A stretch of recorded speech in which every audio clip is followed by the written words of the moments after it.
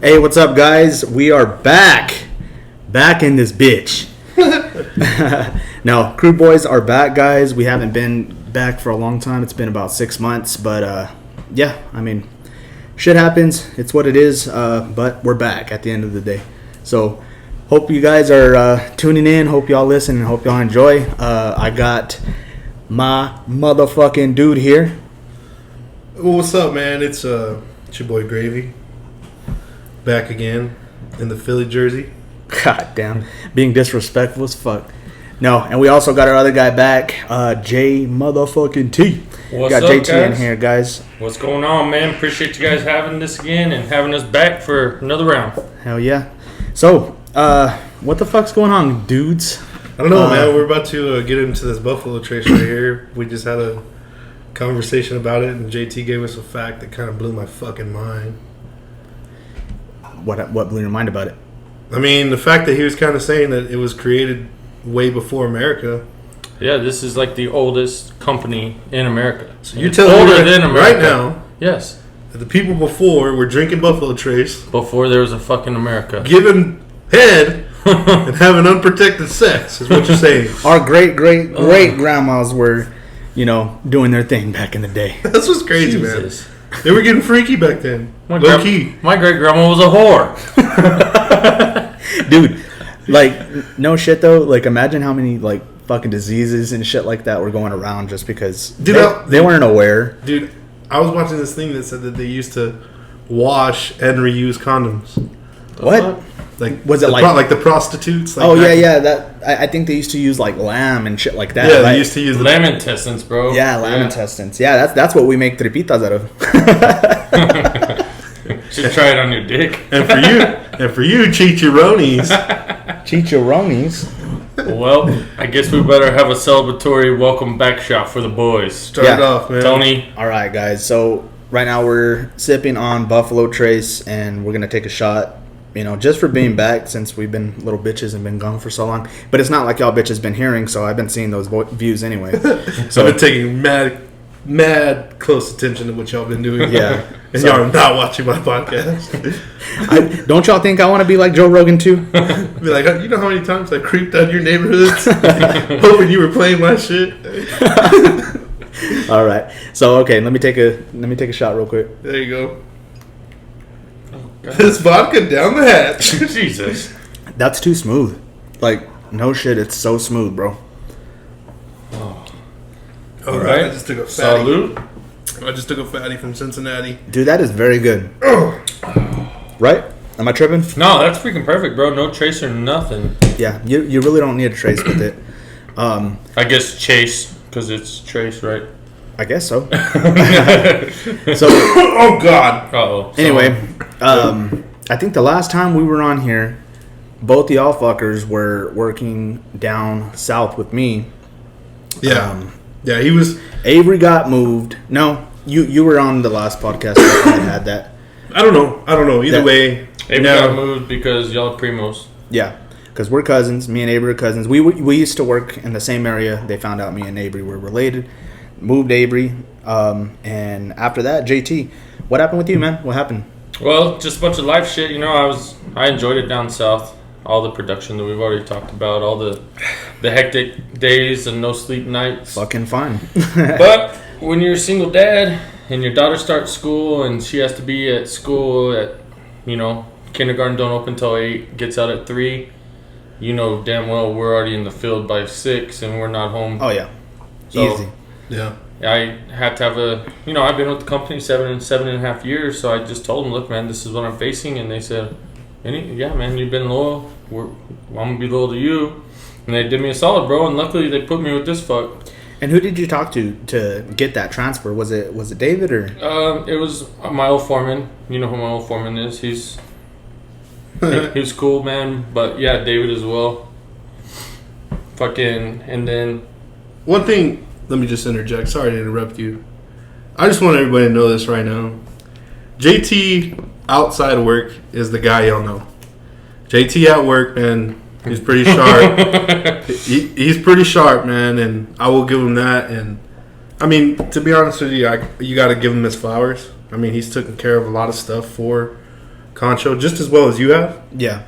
You know, I mean, we got there around the same time, no? I mean, I think you were probably there about a year. Where's and that? then at Concho, whenever we started out. I started. I've been there 7.5 years now. March of 14. Okay, I started in 14. I can't remember when. I think you were there before me, though. Yeah, March of 14. So yeah, 7.5 years. You probably got a couple months on me.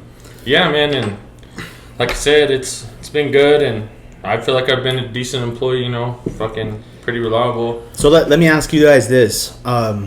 So obviously, you know, everybody knows ConocoPhillips actually bought Concho, so now we are ConocoPhillips. We just bought Shell. Where do y'all see our future with this company? What I see is all the focus, which it's already pretty much like it, but all the focus is no longer around Artesia. Yeah. So it's going to hurt Artesia in a way because a lot of people that pump out here close to town, you know, they live right here. So now all the production and all the focus, all the drilling is way down south, you know, where we were on state line, even into Texas now where all that land is. Yeah. So where do y'all see y'all's future sitting with this company? Like, to be honest with y'all, like I don't feel like we are going to be appreciated like we were with Concho. 100%. yeah. 100%. You know, that's just my own thought. I haven't really experienced that just yet because we're so fucking fresh in it still. We're still the redheads. Yeah. But I kind of feel like we're just going to be numbers, bro. And it's going to get to a point where it's just going to be, you know, if one guy goes, okay, fine, we'll just get a contractor and he'll pump that shit. Or we have fucking 2,000 more applications right here. Yeah, ready to go. Yeah. So it's not like I kind of feel like we don't really matter when it comes to a company this big. I mean, I've worked for an international company just like this, and you are just a number. You are a person that just goes out there. They really don't know your name, and that's just how it goes. But like JT said, I mean, we're moving out of Artesia area. We're going towards the Basin, Permian area. Texas is a lot easier to do oil field in. But overall, I see it kind of as a good thing as well because, you know, if you've been paying attention, you realize that all these other small companies just the same size as Concho are merging with major companies. Yeah. Devon, WPX. Cimarex just merged with somebody. I mean, it's going to happen to the point where I think all these companies are going to be on a large scale to where it's just going to be like 5 or 6 production companies running the area. And that's what it's going to be. And their policy is going to be the same way that ours is. So, in all honesty, it sucks to say, but you might just want to find a seat somewhere. Yeah. Unless you get your ass comfortable. Unless you have other plans, unless you have other career plans that you're going to pursue, take a seat. Y'all see any moving up in this company? Do y'all see the potential for a spot to open where you can fucking get in there? Because I don't see it. You know what I mean? I mean, it's going to be a lot harder. It's going to be a lot harder. Well, in my opinion. with me, the thing is, like Avery said, this company's like worldwide rates. Right. I believe we're the largest oil company in the world now. Yeah. Or As of right at now. least in America. Yeah. There's jobs everywhere. Like, dude, if I was single, no kids, fucking Alaska, bro, Norway. He always tells me this, dude, bro. I would fucking be out. Yeah. Offshore, dude. Like, he tells me he'd be like in fucking Guam or some shit. I'm like, I don't think they like you there, buddy. He's over there. He's all. Yeah, dude. They're all, fuck you, man. But he is right. He's right. I mean, there's a lot of job opportunities in, like you worldwide, said, man. And honestly, like, Conoco don't know shit about all of us that they bought, right? Yeah. All of Concho. They don't know shit about Concho. But what they did... I feel like we're stepchildren. Yeah, redheaded stepkids, bro. But what they fucking did is they hired our founder and CEO from Concho.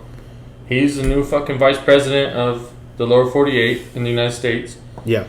So I feel like they're just going to allow us to run as Concho how we always been running, the whole reason they bought us, and operate how Concho operated.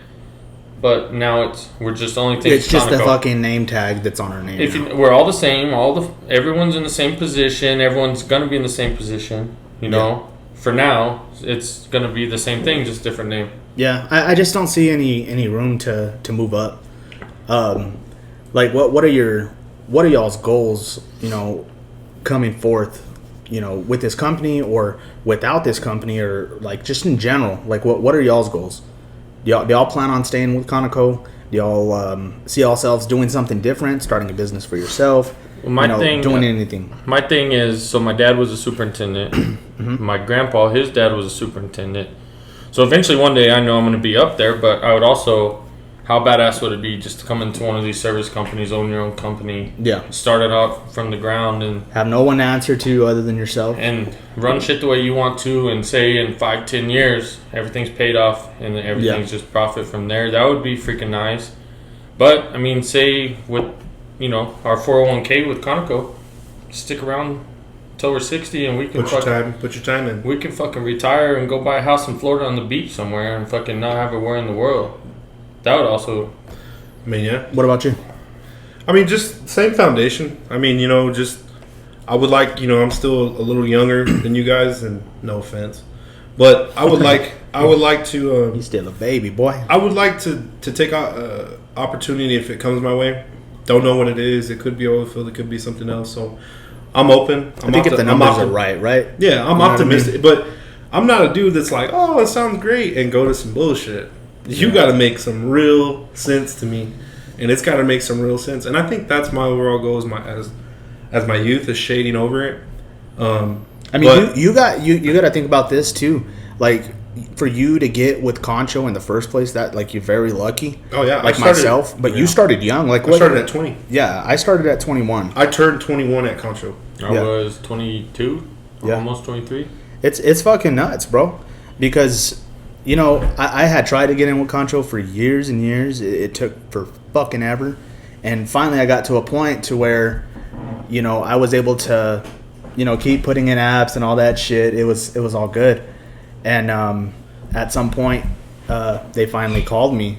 But, dude, I put in so many apps over the years. They called your fucking number. Yeah, and they finally called me. And it was funny, bro, that story, because I was working at Dean's Electric at the time. And I wasn't having a good go there.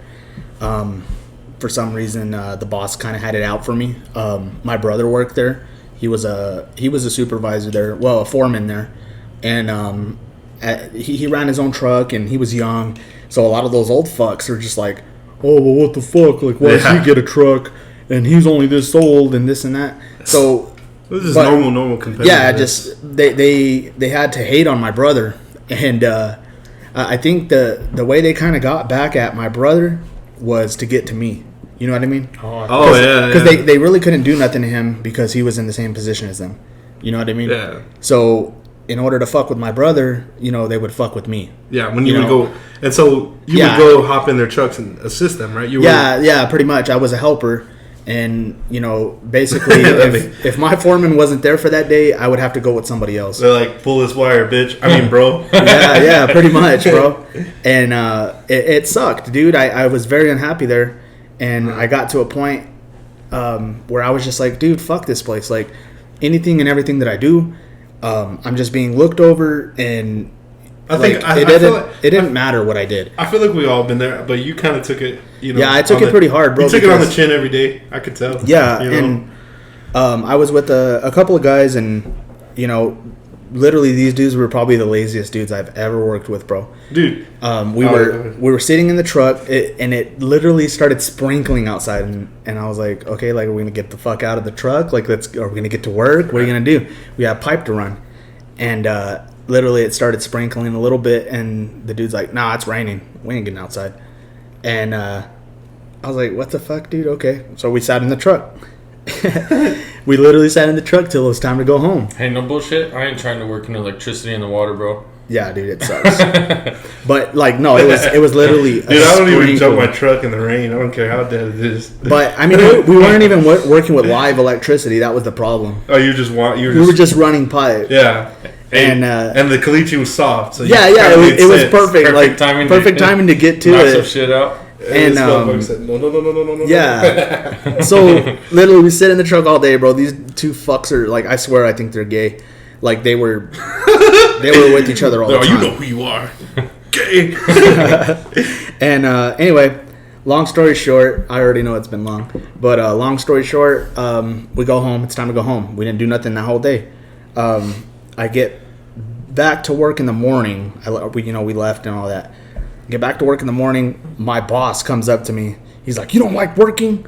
And I'm like, The fuck? "What?" He's like, "You don't want to get out of the truck and work?" And I was like, "Are you fucking kidding me? What are you talking about?" He's like, "Yeah, fuckface said that you were, just staying on your phone the whole time and you didn't want to get out and this and that." I was like, "Dude, we literally sat in the truck all fucking day. What do you mean?" I was like, "Maybe you should check with them." But I almost got fired because of it. Yeah. That was like the type of shit that I would deal with on a daily basis. Yeah, I have a short story like that. So I worked for a Roustabout company, and I worked with obviously a bunch of Spanish dudes that didn't speak no English. And at that time we did. You were with Stevenson and Roach. Huh? Yeah, I was at the Roach, bro. Hey, times are tough, and I chose to smoke some bud, so I didn't want to take a real drug test, and I didn't want to have to stay clean. But that's besides the point. That's another topic. The other thing is like, so we picked up a contract. We picked up some work for like a major company like Conoco. You have to have JSAs, you have to be on your P's and Q's, you got to have all your equipment and shit. You have to be properly dressed, you have to have your face shaved, all that shit. So we would go out on jobs, we would get sent home. And I finally told the main dude, I was like, "Dude, I could get a truck together and I'll make sure we have everything we need." And he's like, "Well, if you could put it together, I'll let you go tomorrow." Because we weren't working. We were coming home and they weren't paying me. And I was like, "Come on, man. Like, I need to work. I got bills." So I have all these Spanish dudes, and I'd coordinate them and be like, "Hey, get over here. Bring your hard hat. Don't forget your lunch." Fucking Jose, bring your shit. Yeah, whoever. And so I'm coordinating all these dudes and I'm packing 6 of them in an F-250 gas truck that don't even run good. Right? How old were you? Dude, I was 19. 14? 19 maybe. 19 maybe. And anyway, I packed this truck full and we would go out, right? Right. And we'd go, I'd have all my paperwork, I'd have everybody, all the foremen, all the pumpers sign, whatever I needed to sign, and I'd come back and I'd turn it in. And my boss was like, "Dude, can you do 2? Can you do 3? And I was like, "No." I was like, "No, I can barely do 1. So all these dudes started to hate me because I wasn't bringing them along with me. But I was bringing first come, first serve. Yeah. And so then slowly, they started picking it up and, they would bring the correct stuff. But this is only for whenever we were doing strict contract work.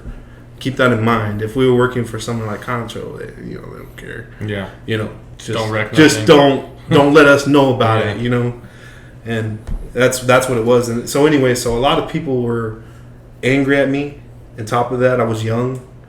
So I had a lot of dudes that would try to, Yeah, for sure. manipulate me and try to, and let alone I've probably got in like 2 fist fights out there at Stevenson Roach.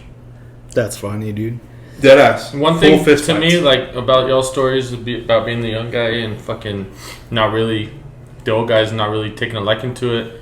That's bullshit, man. Because honestly, if you're an old dude and you're still riding in a truck or you're still pumping after 30 years, Yeah. there's a reason, right? Yeah, there is. Yeah, I mean, And that's why if you can't come to that fact, and if you can't face that yourself, then they're never gonna fucking. There's so many. How many pumpers did I know that are way older than me? Way older. Yeah, and still pumpers and it's not haven't just moved up. It's not saying pumping's bad, but it's if you're still pumping after 20 years, you know what I'm just saying? gotta take your seat. Yeah, You just gotta they fucking took it. just take your fucking But seat. on the same fucking token, bro, it goes the other way. Nowadays, we see all these fucking dumbass kids coming out of fucking college, and they don't know a fucking thing about the oil field. They don't know dick about the oil field, but they went to tech to get their engineering degree. Yeah. And so they want to hop right. out 22, 23 years old You're right. and try to tell you what the fuck's up, and you're like, bitch, you don't fucking know. Come out here. Right. Everything that you read in your fucking book, dog, Yeah. is you will find nothing out here. Yeah. No, So it goes both ways, like I personally work with like engineers and shit that had to pump, prior, I did too. and I won't say his name. He's a real cool dude, but he didn't really know anything. We got started out there. He was with us, and Do I know him? yeah, I think you probably know him. Right. Cool Pumping motherfucker there? though. Yeah, I love him. He's a good dude, man. Fuck yeah. But just completely clueless, And no, they're all in there, Avery. Oh, never mind. I'm sorry. Yeah, those are mine, bro. No, but completely clueless. We had a little bit of oil in one of our water tanks, and I told him, hey, dude, like, we need to color cut this water tank. We're missing production, and so hop up there. Let's color cut that tank and see what we have in there. And anyway, so he got to that point where he was up there and he's using Sargel, to look at everything. Mm-hmm. And he's like, dude, this thing's full of fucking oil, like all the way, like it's all the way. And I'm like, he's like, there's only 2 inches of oil or water in dude, here. that's yeah, it was the opposite, bro. Yeah. There was 2 inches of oil in that fucking tank. And what happened was we just had a short day. It's just the pumps weren't, doing their job.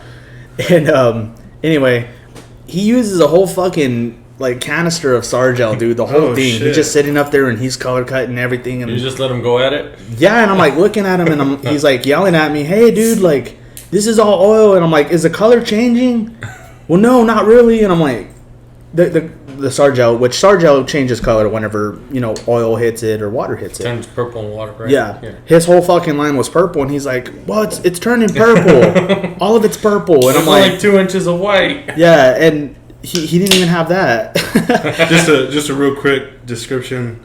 You Sargel your whole gauge tape, and when it hits, it's a water finding paste. Yeah. So basically, when it hits water, it changes colors. It turns purple, and whatever is not fucking purple is oil. It's white on top. So if you got 6 foot of purple and 1 foot of white, you got a foot of oil in your water tank. Yeah, it's real simple. It's real simple. And he's like, bro, we got fucking 6'7" oil, and he's all, it's all fucking purple, dude. And I'm like, and not only that, like, you're like, oh, thank God. This is what was funny to me. He started. Okay, so he dropped his gauge in there. And usually, the reference point on those tanks are 16.2 fucking feet. Yeah. So he would start at 16 feet, and he would start Sargeling all the way to the bottom. It took him forever, huh? Yeah, dude, and he's like taking forever. I'm like, bro, you don't have start where the gauge is. Yeah. Like, you start where it's fucking wet on the fucking gauge line. Oh, so he was going all the way from fucking from 16. I'm like, the fucking tank ain't that, like, the fluid level ain't that high, bro. like he was looking in the hatch and the fluid levels. Yeah. And he started it at 16. I was like, dude, this dude's just so smart, he's dumb. But I'll tell you this now. Yeah, and shit like that is what we dealt I kind of with. wanted to talk about it. We were talking about these big major companies and everything. That comes with people that are coming out of college that acquire, that earn their way to get the pumping or to get the engineer degrees, which is cool. Yeah, don't get me wrong. They did their time in school, but that also puts them, and as they gather in mass, that puts more requirements to our positions. Oh, yeah. So a high school diploma, as we all have, or maybe we wouldn't be out there if that wasn't the case. Maybe or a GED. So now what they're doing is, as promotions come, the requirements get more intense. They get more, not intense. They get more. You have to have more accolades. Yeah. You have to have more requirements to get higher in promotion status. So then there's that value too. So we always have to think about that, And so, yeah. I mean, what's the real goal? Like you said, I mean, at this point in time, I think superintendent was probably the highest you can make highest you can make it. But you're not going to be. Yeah, absolutely. But the reason I wanted to start out this conversation is because, guys, I've been fucking thinking. To be honest with y'all, I've been really thinking really hard. You're gonna open a motherfucking strip joint about porn. No, well, both of them. Semen retention. No, tits or ass. I'm actually thinking. I want to open up a fucking food truck. Fuck yeah. I'm really thinking I want to open up a food truck. What I want to do is I want to start it and get pretty much purchase the trailer, purchase all the equipment, have all that shit paid off. Excuse me. Find a cook, or you're the cook? No, me the cook. Whoa. Yeah. And what kind of food? Well, I want to do hamburgers. Oh, man, I want to sell hamburgers. That'd be dope. Like, legit fucking burgers. I don't think. I mean, really, the only place you can get a fucking hamburger around here is McDonald's or Burger King or something. Like a legit. You mean like fucking actual home-style legit fucking yeah. Yeah, fuck yeah, dude. You want me to tell you how to even make it more successful? What's that? 24-hour. God damn, that. you're crazy. Sorry, bud. So think about how many times you're hammered But what I want to do, and I'm like, damn, a I think cheeseburger on the weekends, cheesy. maybe at Tony's Tony's fucking. Tony's Hammies and Cheesies. But what I want to call it is I want to call it Big Guns Burgers. Big Guns Burgers, and I want to name the burgers and the specials and shit after actual guns. You know what I'm saying? Like the fucking the big bad boy are you gonna do would be like silly burgers like no fucking like, prime rib and a burger. No, like a motherfucking donut burger. Yeah. No, see, I ain't gonna get all stupid like that, bro. I think there was a food truck here, and they used to do like mac and cheese burgers and fucking burgers. I mean, don't get me wrong, and it's cool, but it's not authentic. It's not burger. That's not what we know. That's you know what I mean? Marijuana motivation. Yeah, cultivation food for sure. But like, you can't get all fucking fancy and be like, oh, I'm gonna do a fucking ramen noodle burger, and it's like, what the fuck, bro? No, just make a fucking meat and cheese, lettuce, tomato, and all that shit on it, dude. Calm the fuck down. I mean, but what I want to do, like I said, I want to name the specialties and shit after guns. Like, so like the big fucking bad boy, I want to name that like the 50 cal. You know what I mean? That'd be badass. French fries, I would call them like 22s. You know what I mean? I mean, like, I'm just saying, if you were open 24 hours like Whataburger, I'd be a regular. Yeah, I know you would, motherfucker. You big. Hey, I'd be a regular. What's that fucking story you told me about that kid from fucking North Korea? He fucking moved here and worked at. Oh yeah, check this out, dude. Dude, that would be the fucking move. It's right actually there. Bangkok. So there's the capital of Thailand. Yeah, the Ladyboy land. Anyway, so check this out. JT's all excited now. Fuck yeah. This young kid moved from Bangkok, went to culinary school, graduated, did his thing. Went in back America, right? Yeah.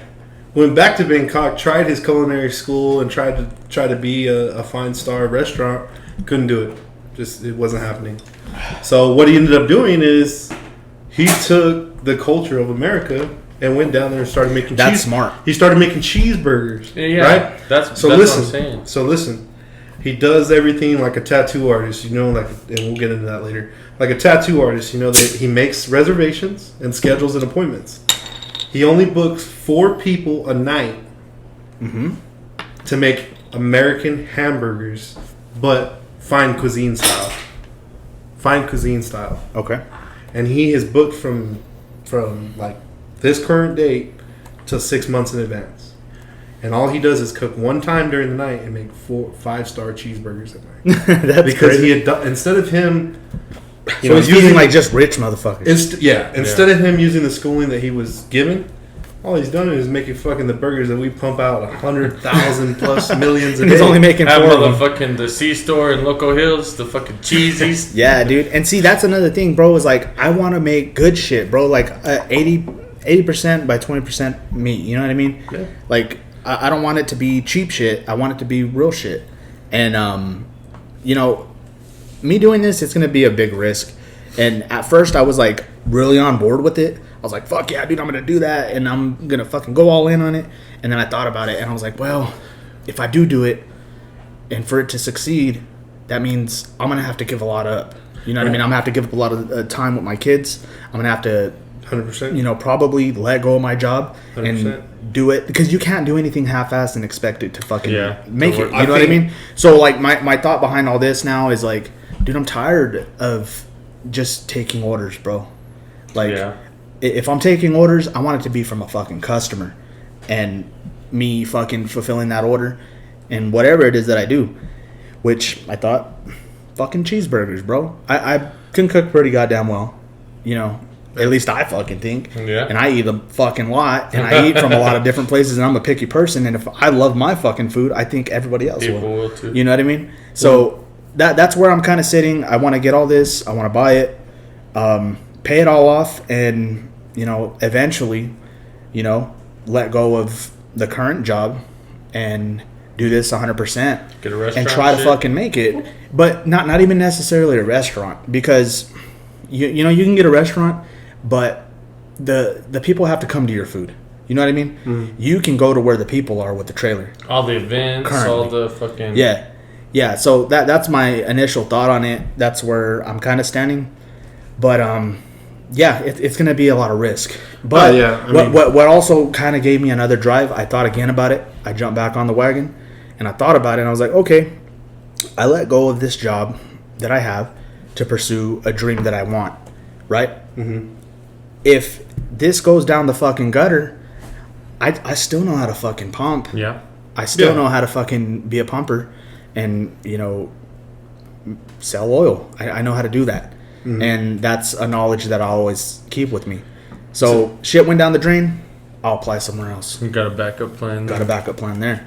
I think one of the things that I think me and you can both relate to, and I mean maybe a lot more other people, I think the hardest thing that I've ever faced in my life, and that I'll be real about, is consistency in my life.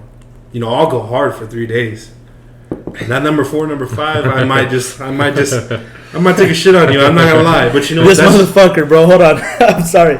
I took this dude to work out with me. I was like, let's go work out, bro. Fuck yeah. He's like, all right, fuck yeah. He's all pumped up. And then we get there and he's like lifting the 20s. And I'm like, come on, bro, let's go. And he's like, all right, I'm tired. And I'm like, dude. Well, it was obviously more than that, but I was like, we just got started, motherfucker. It was like 25. Well, you know, the thing about it is like, I gotta work tomorrow. You know, I don't want to be jellied up. And plus, I haven't been in the gym, and I'm not gonna act like I was there yesterday and start pumping out crazy iron. Get on that shit. Fuck it. I believe in the little by little theory. Little by little, it'll happen. But the one thing that I'll speak for myself on the fact about it is consistency, bro.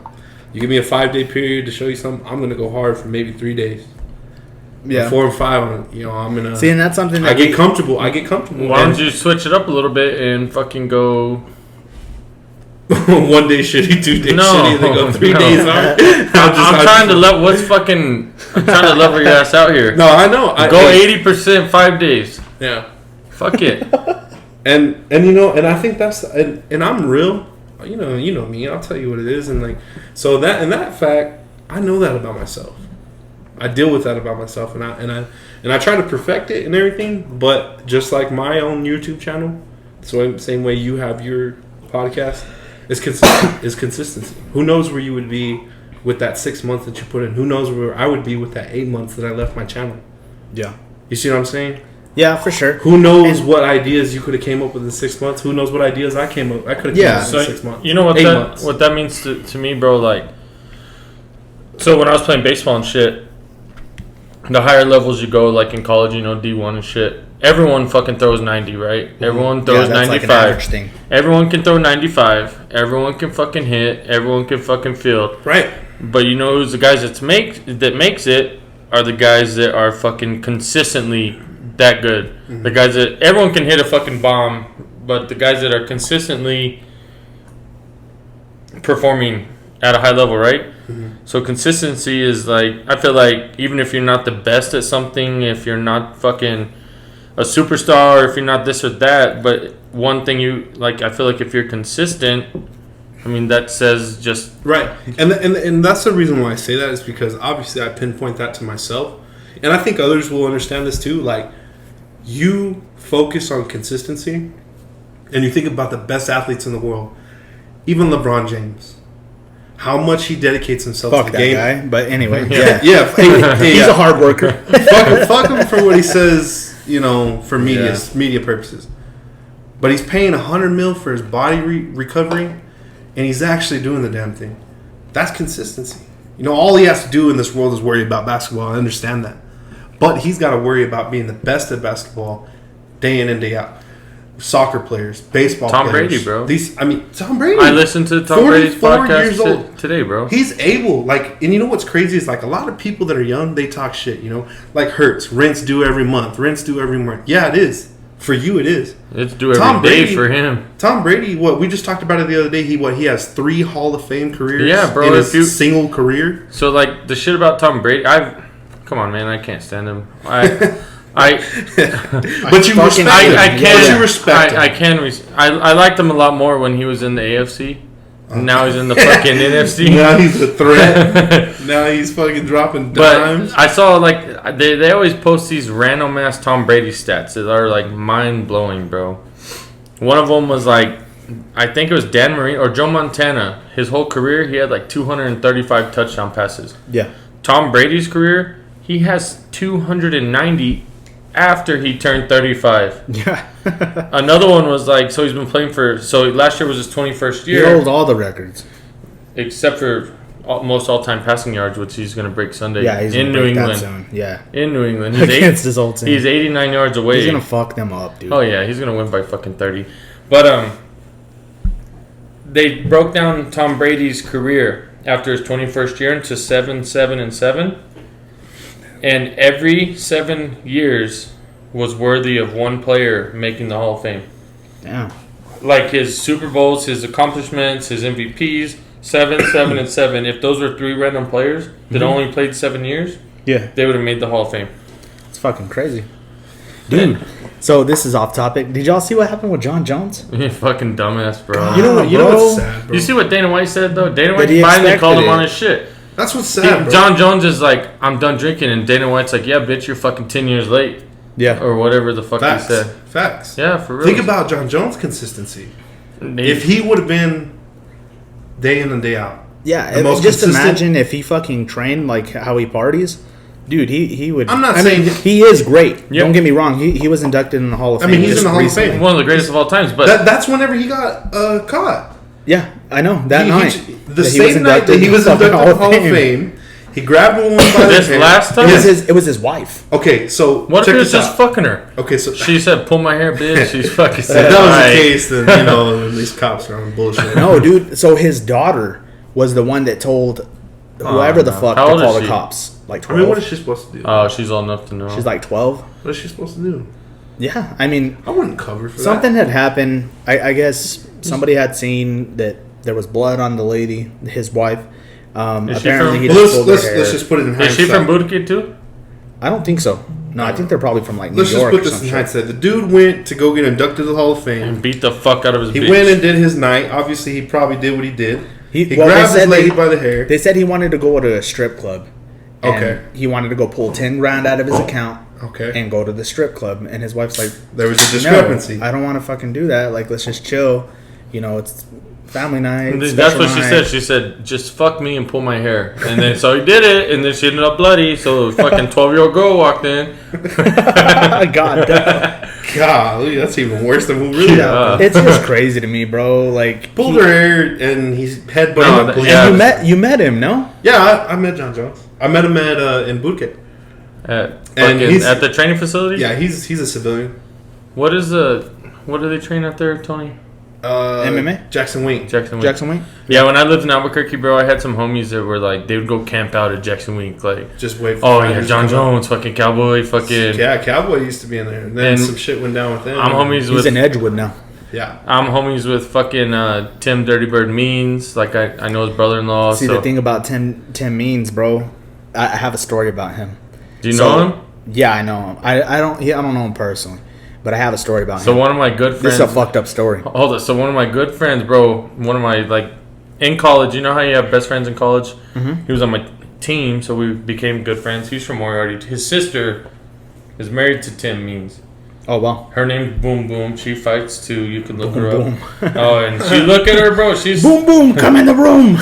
she's stacked, bro. And then you got Dirty Bird, bro. There's a fucking He is white a dirty trash guy, bro. fucking motherfucker that fucking will beat your fucking ass. Yeah. So check this out. Let me tell this story.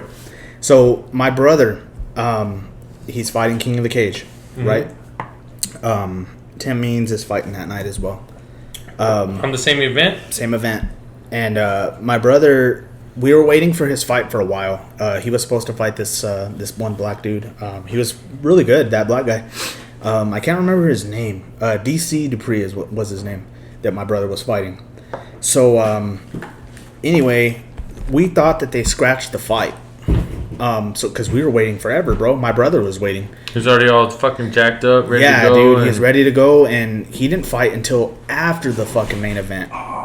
It was fucking weird. So we were waiting. So what the fuck ended up? Why? Well, I don't know why they did it exactly. It was weird, bro. So my dad got like upset. He's like, "Hey, like, what the fuck is going on?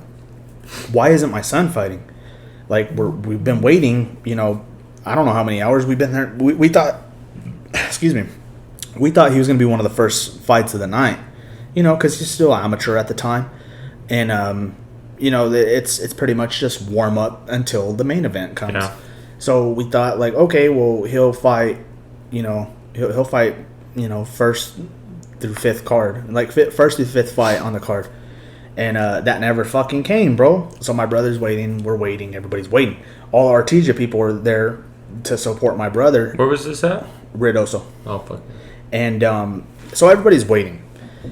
Finally, my dad gets upset, and my dad's a hothead, bro. He really is. Was this so after the Dirty Bird fight? After the Tim Means fight or before? That your dad got mad? I think it was after. Yeah, I want to say it was after.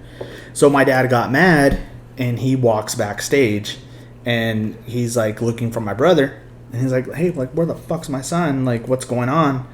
And he runs into the promoter of the whole fight, and finally it gets to a point to where my dad is fighting the fucking promoter, Throwing hooks with the promoter. Like, they're really throwing hooks, and this lady, she fucking, which was the promoter's wife, she had a bucket in her hand, and she's hitting my dad. I guess my dad was probably getting the best of the promoter, and she's hitting my dad in the head. What kind of bucket? Like a metal bucket. Like the ones we use, 5 yeah, gallon like bucket? a 5-gallon bucket that we have damn. in the field, like a 5-gallon metal fucking bucket. And she's swinging this bucket at my dad's head, bro, and hitting him. And he's not gonna fucking hit her. I would have fucking smacked the shit out of her. Yeah, hitting me with a bucket.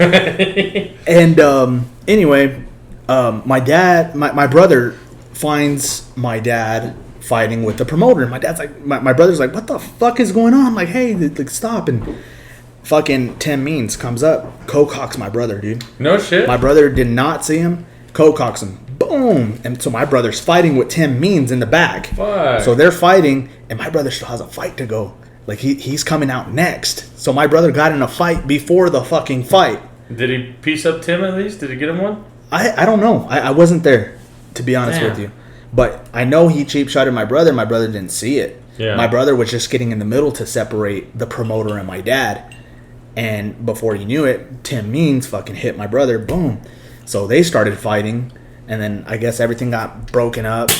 And then after that, my brother goes out to fight. He wins the fight. Damn. So he got his warm up right there against fucking Dude, Tim. my brother was so out of it, bro. Like, whenever we were in his corner, he thought, like, the fight was already over.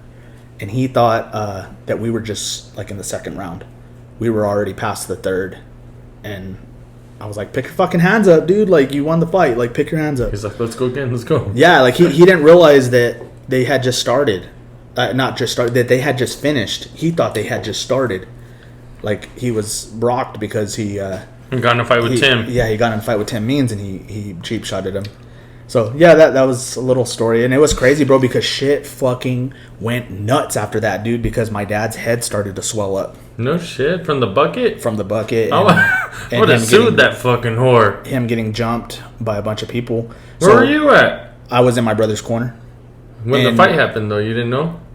No, well, yeah, kind of, but I wasn't in that area. Oh, yeah. But I see my dad, and, like, his head is, like he's swelling up, dude, bad. So I start losing my shit because my dad's injured. And I'm like, fuck no, dude. Like, hell no, this ain't gonna fucking, like, hell no. So we get into it with, like, the fucking security. We get into it with the fucking Apache people or fucking whatever they are. They're all drunk and mescalero. Oh, dude, we were fucking lit, bro. But, and there's something that I remembered. It was so funny because I was, like, cussing. I was pissed, bro. And this one fucking Indian lady or native lady, I guess you would say, she tells the security, make sure you get him because he's cussing. He's a Mexican. Get that little beaner. Hey, yeah. So my story with Tim, bro, which I didn't know that. Yeah, I mean, I'm sure he's probably a good guy. I don't know, but yeah, I just know he coke-cocked my brother. Yeah, that's a dick move. But I mean, he probably saw, like, he probably thought my brother was gonna jump the let's be promoter honest, or something. Who knows? If they were here and we had these beers, they'd probably be like, damn, I'll punch the fuck out of you. So Tim, like, if people know, Tim's fought on Ronda Rousey card. Yeah. He's fought on Conor McGregor card, I think twice. Maybe Ronda's card twice. Yeah. And he's not a big draw, but he's a guaranteed big good fight. Big enough. You know when Tim's in the cage, like, People are gonna watch. Oh, I love whenever Donald Cerrone handled him, dude. Oh, fuck yeah. I loved it. But anyway, so we're at a bar. I told you my brother's... my brother, not my brother. My buddy's sister's married to Tim. They're from Albuquerque, Moriarty. Right. And we're at a bar, dude, and some random dude, obviously, everyone recognizes John Jones, Tim, comes up and is like, dude, you're badass to Tim, you know, like, can you fucking kick me? Like, No, man. And he's like, nah, man, like, we're sitting here like this, having beers. Just enjoy Bro, yourself. we're listening to music, like, we're checking out bitches, like, nah, dog, like, he's like, no, I'm good. He's like, bro, I'll fucking pay you. He's like, can you fucking kick me, dog, just in the leg, just in the thigh? And Tim's like, nah, man, like, stop. We're like, bro, he's good. Bro, can you fucking kick me? He's like, all right, dog. He's like, you're not gonna fucking sue nothing. Fucking, he's whips Video, out like record him, everything. fucking Tim just gave him like 70%, bro. Whap! That motherfucker fell down, dude. Boom! Crying on his leg. He was Oh, like, yeah. Timmy's scared. Fuck yeah! He was all drunk. He's all fuck yeah. Stupid bastard. But dude, he's like 3 times or 4. Can you fucking kick me? And Tim's like, dog. No, bro. I No. don't want to Like, get a fucking lawsuit on my hands. Nah, man. Speaking of that shit, did y'all see Joe Schilling knock that fucking one dude out in a bar? Y'all never seen that? So Was that viral? yeah, it was a viral video, bro. Joe Schilling in a bar. I swear it went right over my freaking I never head. saw it. It's fucking nuts, bro. So he, I guess this dude was like hopped up. He was, ready to start some shit for the night. And he's just being loud and obnoxious, and Joe's like trying to get by him. So he like kind of scoots that guy aside, and this dude like takes offense to it. Anyway, Joe goes to the bathroom. He comes out. He's coming back the other way, and the dude's standing in front of him on purpose again. And he says something to Joe as Joe is passing him, and Joe turns around, and then this fucking idiot, bro, he does this to Joe, bro. He goes like that. Oh, that's all it took, bro. Got smacked. That's all it fucking took. He hit him with the fucking 3 or 4 piece, bro. Down for the count. What about the fucking Canelo fucking Caleb Plant shit? Canelo's fast. He's fast as fuck. look, Bro, Listen. I looked and looked and looked and looked. I just wanted to see a slow motion of that video. Because when it happened live, how many... Canelo pieced his ass up 3 or 4 times, and I only caught like 1 hit. Yeah. Canelo's Right. fast, bro. So fast. I just want to say one thing about this whole fighting subject since we're on it. Damn, that's what? Might be a dump truck going through the alley or something. Yeah. It was just me. Anyway, look, I just want to say this and real quick. A lot of people, McGregor's knocked off and everything because his leg and everything, but he's going to come back and fight.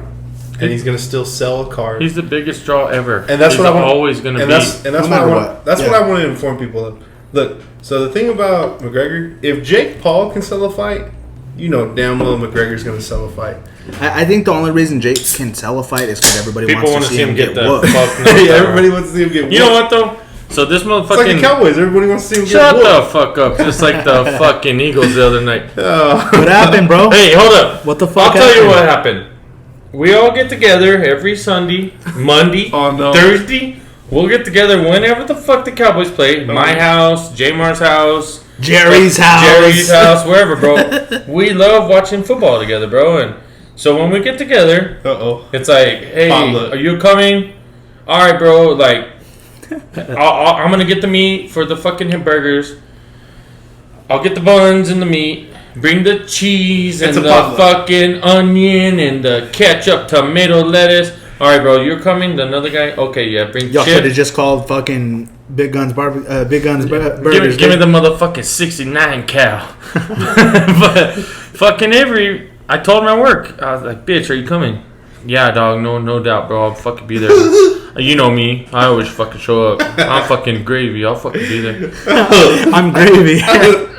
And it's the fucking Eagles, Cowboys Eagles. Like I was like, cool, Makes bro. sense. It makes total sense. So I was like, all right, bro. Well, everyone's already got everything. Just bring chips and dip. I'm fucking still waiting on the fucking chips and dip. A week later, bro.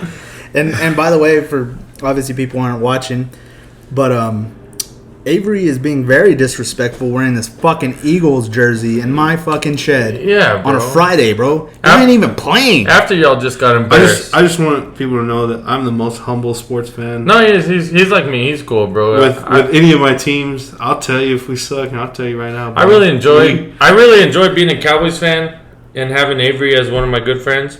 Because he's not like, just talking shit. I will. Dude, have you ever met those people that just keep going on? A lot of them are Cowboy fans. Shut the fuck. Have you ever checked Facebook? Bro. Have you ever checked Facebook after a Cowboys game? After they lose, 1,010,000,000 people fucking post. Back to what I was talking about. I think y'all earned that, though. Okay, but look. Back to what I was talking about. Look, hey, that's why we're America's team. Because win or lose, everyone's watching. And that's what I just wanted to talk about. I was just Trust me, nobody's watching the Dolphins game. Nope. Nobody's watching the Eagles game. So for everybody too, I was just talking about that, Conor McGregor and Jake Paul selling fights. Oh yeah. The Cowboys do numbers every time. That's why we have the most primetime games every year. And you have to respect it. I want to know the numbers of how many people watched that Bengals and Jags game, and I want to know how much people watched the Cowboys and Eagles that. Oh yeah. I want to watch this next Sunday. Everybody wants to see the Cowboys lose. That's why they're tuning in, and the other people that are tuning in are the fucking Cowboy fans. Yeah, and there's a shitload of both. Yeah.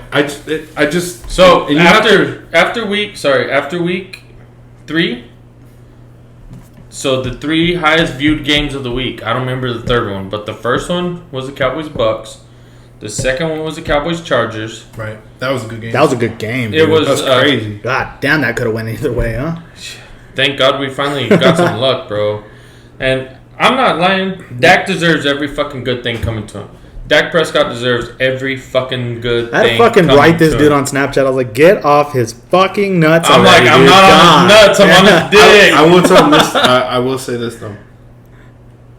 Dak is he's a good quarterback. No, he is a good quarterback. He's an elite quarterback. But this motherfucker, shut the fuck up. He poses a fucking picture and he's like, is that a fucking cucumber in his pants? And I'm like, dude, get the fuck off. Oh, I see that, bro. But you said get off his nuts, and I was like, nah, Doug, I'm on his dick. But you he looked like a cucumber though. He was wearing that fucking green 3-piece. I think this in everything. You gotta support your team to the day, whatever. But also you gotta be humble. You gotta say, you know what, hey, our Super Bowl was in 2017. Nick Foles is gone. I understand that. That's what I'm saying. But we also beat Tom Brady for that motherfucker, so nobody's taking away nothing from me. Say what you want. You weren't even watching that game, dude. I watched that whole game. Philly special I watched every single second of it. But are we good now? Dude, we suck ass, bro. Dude, but the thing... Do I have faith in them winning another Super Bowl from here in 10 years? No, I don't. But I'll cheer for them every fucking game. That's how I am, bro. And that's just what it comes down to. But that's what comes in being a fan. The Giants, their 2 Super Bowls with stupid ass Eli, they squeaked in and NFC as a wild card. Yeah. They had no business well, they won the Super Bowl 2 years. All you gotta do is fucking get in. Now the playoffs just open up a couple slots. And and an extra game added the game. So, but we should have been in the fucking playoffs last year, but we choked.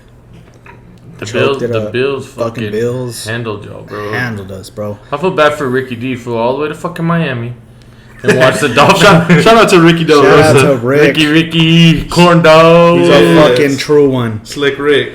So what's funny I'd to be me... pissed, though, if I went all the way that way.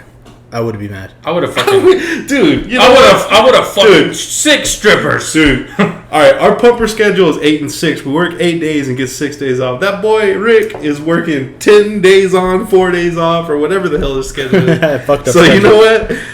Hey, it was a good trip. Fuck it. It was a good trip. And if you smoked a cigar over there, I mean, I guess you won. You really won, because... We weren't there. JT's over here drinking Tecate like he's about to fucking ride a horse down a fucking... No, I'm about to ride my burro. Yeah, like he's about to race a horse in Dexter right now. He's drinking Tecate. It's Midway.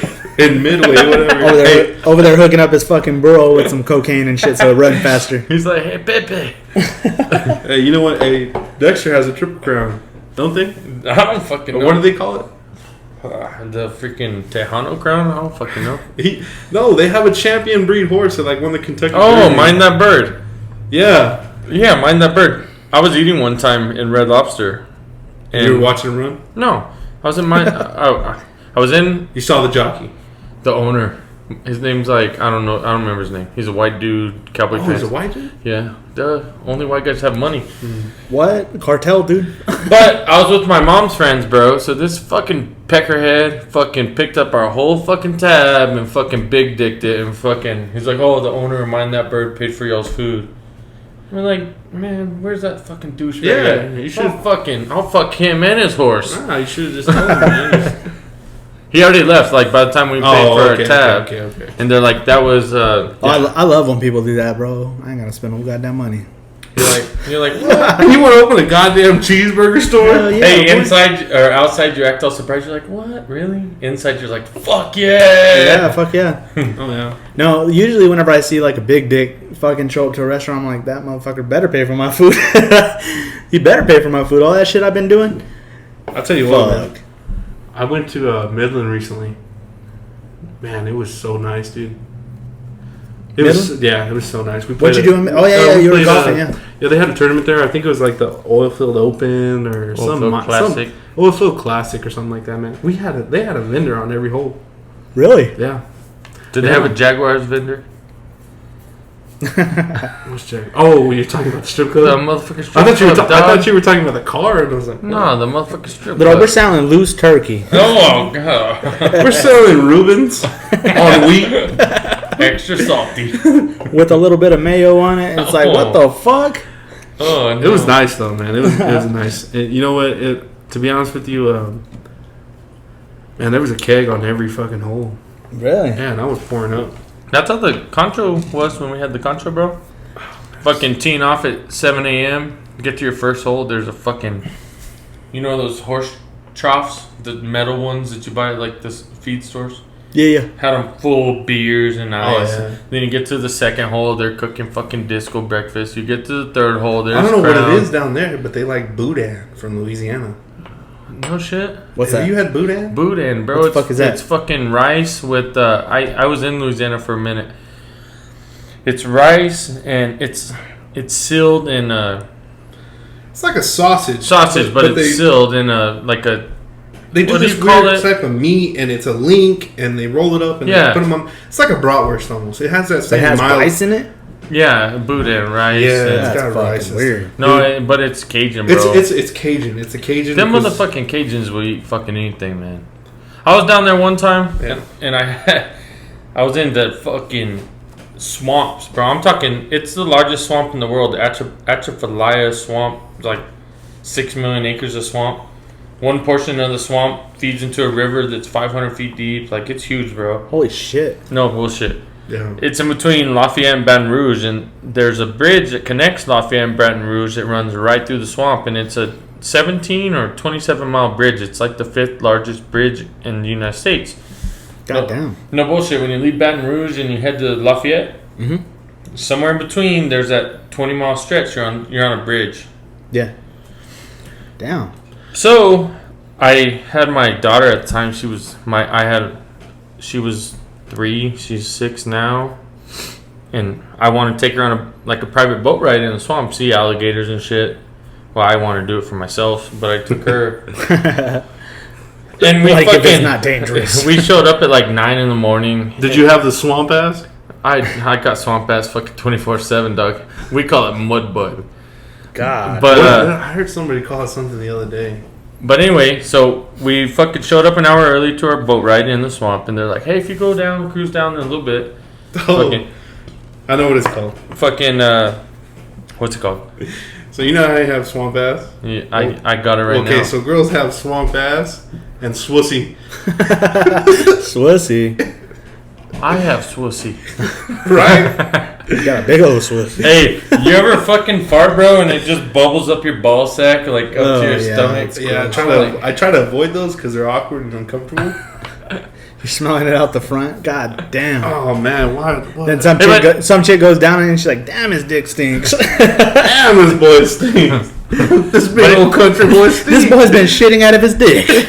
Anyway, bro, so we showed up an hour early to the swamps, and they're like, "Hey, bro, if you cruise a mile down the bayou, there's a little bar restaurant there." So I walk in with my 3-year-old daughter, and I'm like, baby, you want a snack? She's like, she likes chips. So I was like, chips and salsa. And this fucking lady comes out, bro. Like, Hills Have Eyes lady. Like, 3 teeth. They're fucking throwing up gang signs at me. Oh, God. And I was like, yeah. She's like, what y'all want? And I was like, she's like, what the fuck? No, for real. Old Cajun, bro. Like, Creole, French, fucking Cajun bitch. So you were a model amongst them. I'm a model everywhere. They look like a fucking turd with eyes. No, they look like Hills Have Maybe Eyes. you should move to Louisiana. They look like Theo Von. They look like Hills Have Eyes, dog. No bullshit. She said, what y'all want? And I was like, I'll take a Coors Light and chips and salsa for my baby. And she's like, mind you, she has fucking 3 or 4 teeth throwing up gang signs at me.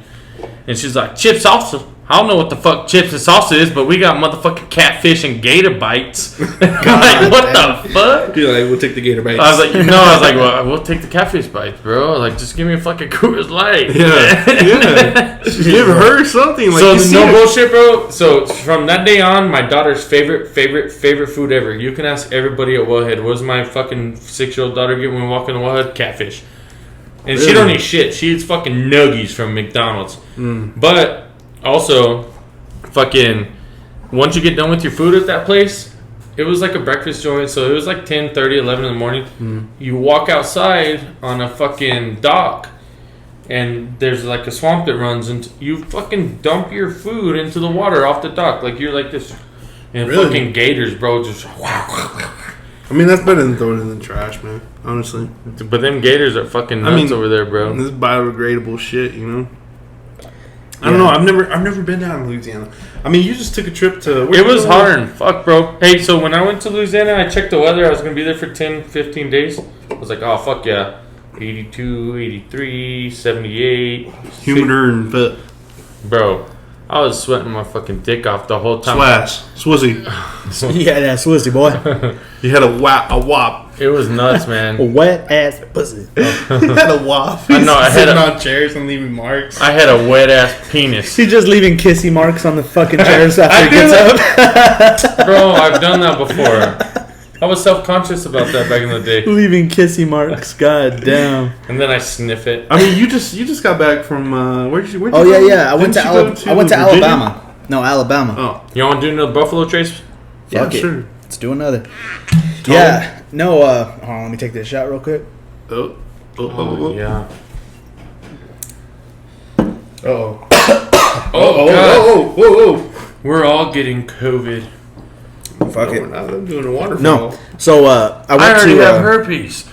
Right. No, I went to Alabama, bro. This whole thing up. And I went to go see my boy Seth. Shout out to Seth. We went over there. We stayed with him. We flew out of Roswell. And then, To Dallas? To Dallas. And then from Dallas to fucking Alabama. No, actually, I'm lying. We landed in Nashville, Tennessee. And That's my buddy, badass, bro. Yeah. So you went to JFK. Yeah, I guess so. JFK's in Dallas. Yeah. No, that's DFW, dog. Yeah, there you go. Anyway. JFK's in like fucking Baltimore. I flew into JFK. Yeah. Where the fuck is JFK? I don't know. Okay, anyway, sorry. Dude, God damn. Sorry. No, so we flew into Dallas, and then from Dallas we flew into Tennessee. Only reason we flew into Tennessee is it wasn't by fucking plan. Our damn plane from Roswell decided they wanted to fucking delay us like 2 hours. So I was going to miss my fucking flight to Alabama. So I was like, I'm not going to fucking stay in Dallas, dude. Like, where's the nearest airport to fucking Alabama you could send me? Like, well, Tennessee. And I'm like, okay, well, send me to fucking Tennessee. Yeah. I called my So you boy. just said fuck it and just went to Tennessee without literally considering just going to Alabama? I mean, I guess that's worth it. Yeah, I mean, I would have stayed there. Oh, you would have had to stay the night in Dallas? I would have had to stay the night in Dallas and wait till the next morning no. and then fly out. Oh, yeah. And mind you, I mean, I don't have a fucking vehicle. But you paid for transfers and everything to get to... No, Alabama. they fucking paid for it completely. They did it. Yeah, but you paid originally to make the transits to get to Alabama. Yeah, the to same get to day. Alabama, yeah. But they fucked you. Yeah. Okay. Pretty much. All right. Now I'm with you. Excuse me. I landed in Tennessee. I called my boy Seth. I was like, hey, dude, change of plans. Like, he was supposed to pick me up in Huntsville. You're on Nashville. Yeah, and I was in fucking Where's Tennessee. the Chattahoochee in the Okay, I'm gonna get to that. Hoochie Coochie. So- Hoochie Coochie town. Chattahooga, hooga, booga, booga. No, so that's funny that I went there, and we were fucking joking about that. But anyway, so I called my boy. I was like, "Hey, dude, change of fucking plans. Can you pick me up in Tennessee?" And he's like, "What? What happened?" And I'm like, "They delayed our flight. I and we're got missing our flight." hijacked by Yeah, we're missing our fucking flight to Huntsville. Haji's. So Haji. anyway, we land in Tennessee. My fucking dog drives an hour and a half extra to get to fucking Tennessee to pick us Hour up. and a half is not bad. Well, he better have. Yeah, I mean that's my dog. That's less from here to Hobbs. Yeah, What the? But shout out to Seth. yeah. I mean that wasn't the original plan. He was only supposed to drive like fucking 20 minutes. Right. He ended up driving a fucking hour and a Oh half. fuck. Yeah. Yeah. Oh shit, yeah, okay. So anyway, he picked us up there. We came back, went to Alabama, which we stayed in Green Hazel, Alabama. It's like 15 minutes away from Huntsville. And dude, I gotta fucking say, like that fucking country is so fucking nice, dude. It's green, huh? It is so beautiful. Like I was tripping out, bro, because like you know over here in New Mexico, like all we have is fucking weeds and stickers everywhere. Yeah. That shit does not exist It's over green, there, bro. Green and trees. You know what I think? Like, if you ever watch like a cartoon or just a movie where they're in Alabama and a fucking hillbilly is sitting there in coveralls and he has no fucking shoes on, he's just barefoot. The only reason that motherfucker walking barefoot is because everything's green and there ain't no fucking stickers. So, I think that's kind of where that comes from, bro. Oh, Because that's cool, yeah. I shit you not, bro. I was like, we were just driving down the highway and I'm like looking to my right and my left and I'm like, don't y'all have fucking weeds here, dude? He's like, nah, bro, everything's tall grass and trees. And I'm just like, what, dude? This is so fucking crazy. Yeah. I have a picture of his fucking lawn, dude. Like, and the lawn's around him. And I'm like, there's no fucking stickers, bro. You can walk barefoot in that motherfucker. No I mean, problem. we live in the desert, bro. Same as when I was in Louisiana. Dude, Yeah. it rains all the fucking time. So it's green. And their grass gets overgrown in the front yard because it's too fucking rainy to mow. You can't mow when it's fucking And it's rain. that thick shit when you mow Bro, it, too. it's yeah, thick it just as fuck. catches to your fucking Bro, blade and so- all that. It stops your lawn. No bullshit. One day I helped him when it finally didn't rain for fucking 24, 48 hours. We mowed his yard, bro, and I was like, this is bullshit. Like, It's like thick mulch. dude, and it's all wet. Everything's wet. The ground's soggy. Your ass is wet. Duh. Everything's Yeah, wet. I got that Swiss- wet ass penis. You done sweated a bra and shit on your shirt. He looks like a sad face working outside. Sweating out of your fucking belly button. No. Belly button's looking wet. Just got- it looks like one of those fucking I don't surprise sweat- faces on I the don't emojis. sweat that bad, dog. Let me tell you, y'all already know my boy Gino. He's Dude, he'll like sweat. a fucking horn church. You give him a drop of hot sauce, right here. If we were sitting at this table, So he's a pussy. he'll start. No, it won't be hot to him, but his body reacts to it, and he just starts sweating, dude. And the dude has the audacity to tell me like, I need a sauna. I'm like, dude, you're in a sauna 24/7. Oh yeah. Shout out to Gino. Shout out to Seth too, being a real one, driving out an hour away. Fuck yeah, that's my nigga.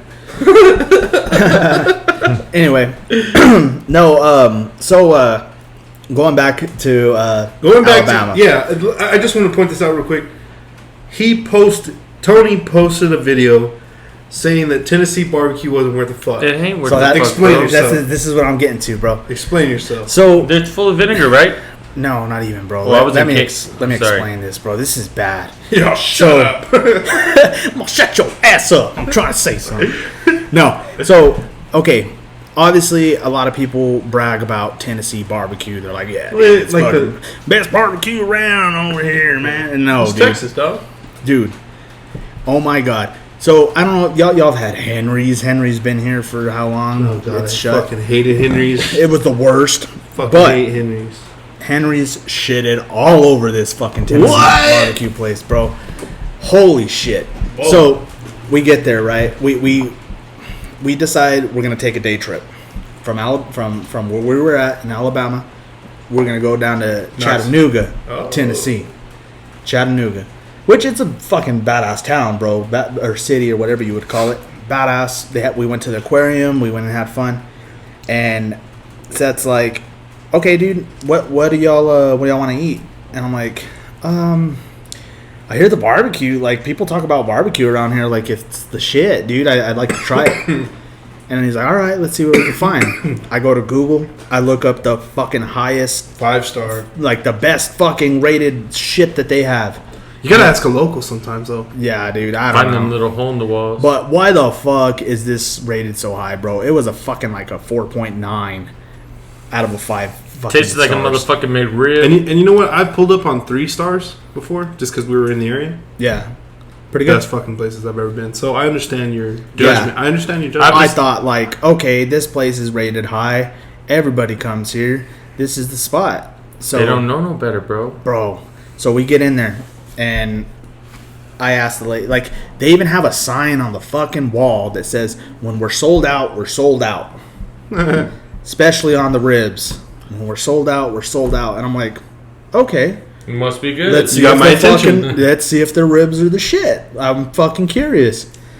So I order a 3-meat trio or whatever it was. I got brisket. I got sausage. I got the fucking ribs. Brisket, potted meat. What? It was very, it tasted like they unwrapped it and threw it on the fucking plate. But it wasn't like the absolute worst, but it was like potted meat. So I ate that. Okay, whatever. The sausage was pretty good, but that shit's pre-made. So Yeah. I'm like, How do okay, the you fuck sausage is that pretty up? good. Yeah, so yeah, you you can't just really gotta- fuck up sausage. You just gotta heat that bitch up. Cook it till it busts. Yeah, and but they're known for the ribs. So I get to the ribs. I'm like, okay, let me get a fucking rack of ribs, dude. We start. I bite into it and Oh, no. I'm like, the fuck, dude. Is that the I was eating fucking, chicharrones, bro, with barbecue on them. They were overcooked. the fucking membrane. They were bad, dude. So hold on, I'm gonna get to that part. So they were very like it was like eating beef jerky, bro. I was like, dude, this is bad. Like This ain't falling off the bone. So I tell the lady like, hey, these suck. I'm sorry, they're bad. Like You told she's her? like, oh my god, I'm so sorry. Let me bring you out a brand new rack. She brings me out a brand new rack. These don't look like fucking carne seca. They look like, all right, okay. I bite into it, bro. And it's like paper ripping off the bottom of the ribs. I'm like, what the fuck was that? I pull a piece of membrane out of my fucking mouth. And I'm like, what the fuck is this, dude?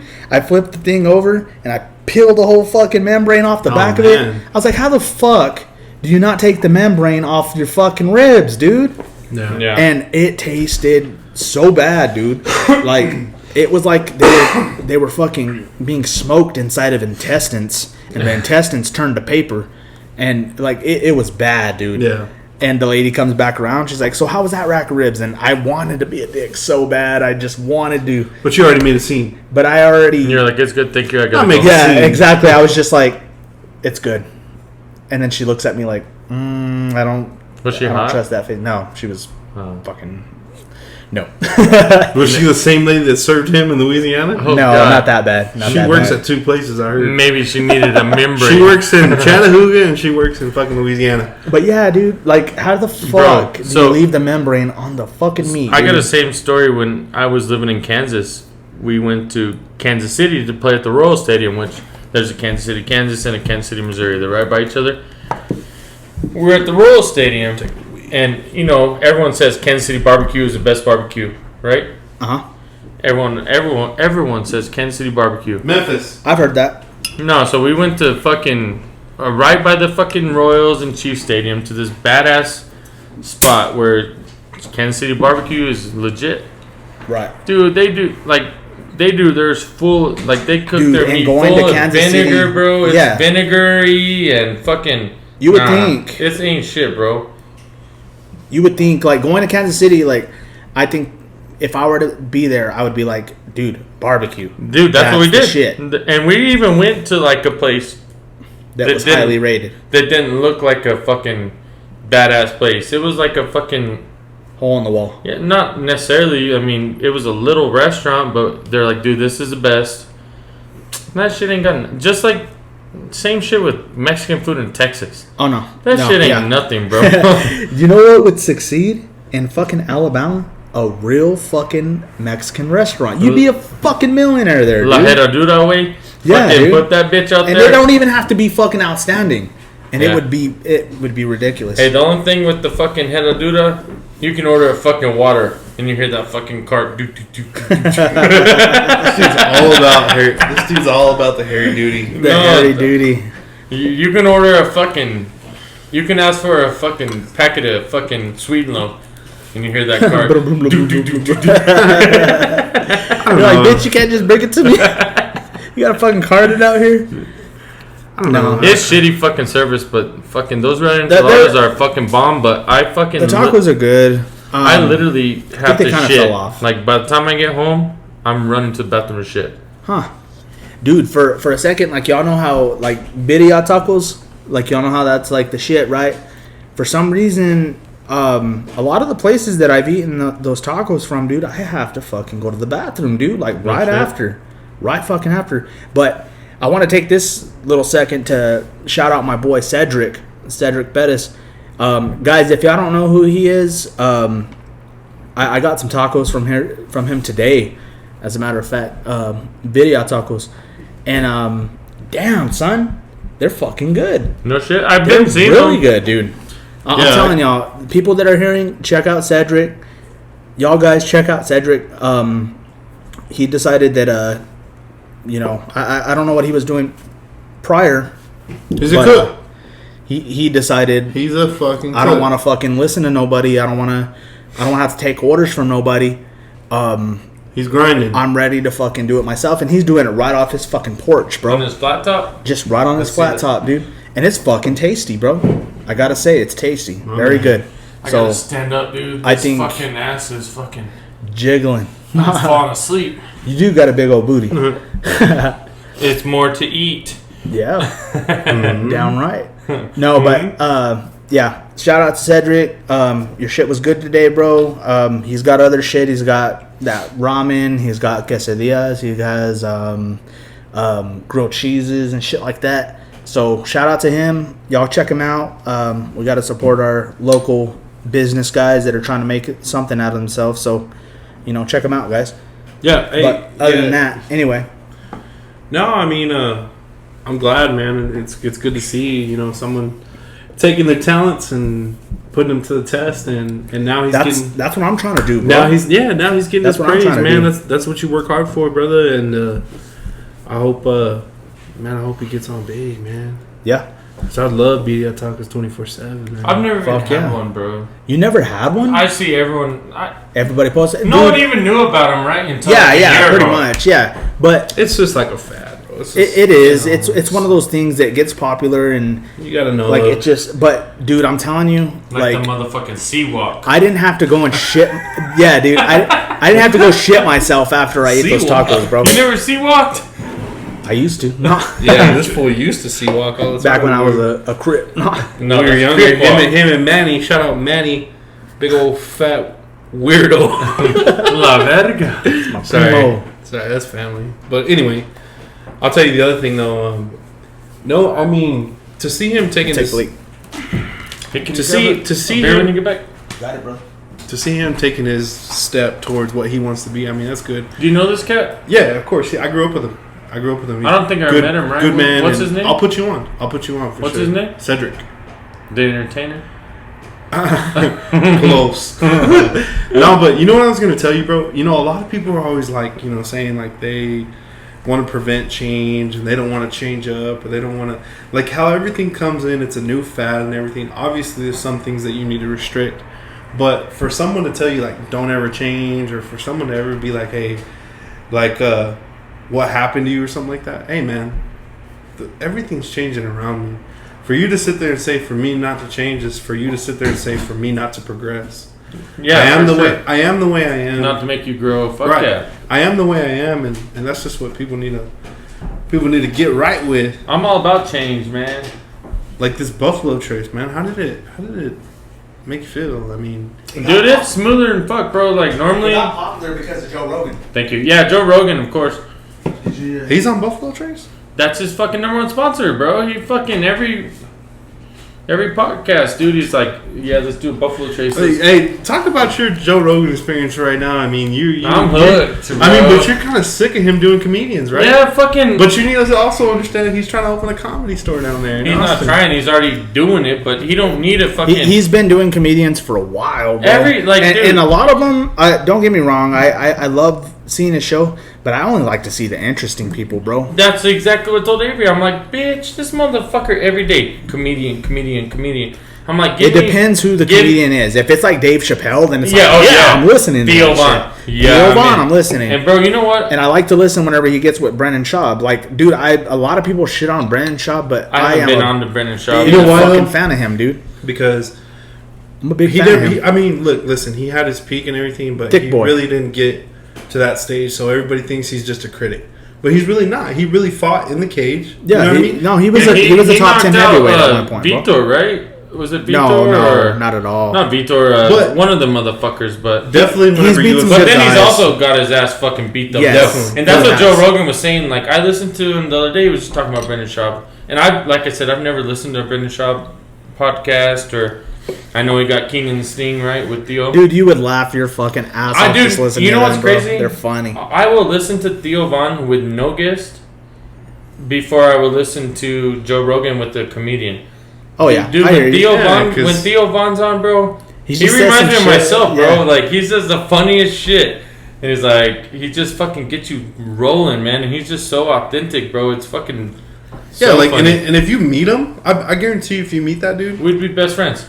Like, he's like one of those dudes that just likes to, say funny shit, talk shit. Oh, dude, like, he's not too serious, and you're just like, what the fuck? Where did that come from? But dude, it's funny. He's out there. I thought about fucking DM and fucking Theo and be like, bro, you're not gonna believe me, but if you have me on your podcast, bro. But I have a fucking wop. I got a wet ass penis. No, man. I mean, we'd be best friends. You know, the thing about it is, dude, low key, I was thinking about this, man. Like, if you really wanted to put like together a whole type of comedian vibe, you could. If you do it, if you do it, I know. I know you have a fucking sense of humor. You know I have. I can't be cool, and though. I know there's tons of people listening that have a sense of humor. My thing is too nasty. Listen, you start and you stay consistent as a comedian, because you know what? Comedians' careers don't start when they're 12 and work all their way up to be major league players or nothing. Yeah. They start when they're older, when they can really take a broad spectrum of life. And when you're younger, it's cool. Shit, yeah. When you're younger, it's cool.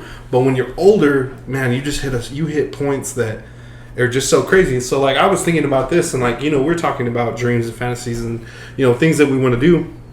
Obviously, he's talking about fucking AK-47 hot dogs or something like that. He's talking about AK-47. Big dogs, baby. I mean, big dogs. I'm sorry. No disrespect. I'm sorry. Hot dogs. But if you wanted to... Hey, you better sell a fucking hot dog, though. Yeah, I was thinking about that, too. Dude, that'd be... No bullshit. A fucking Philly, a fucking...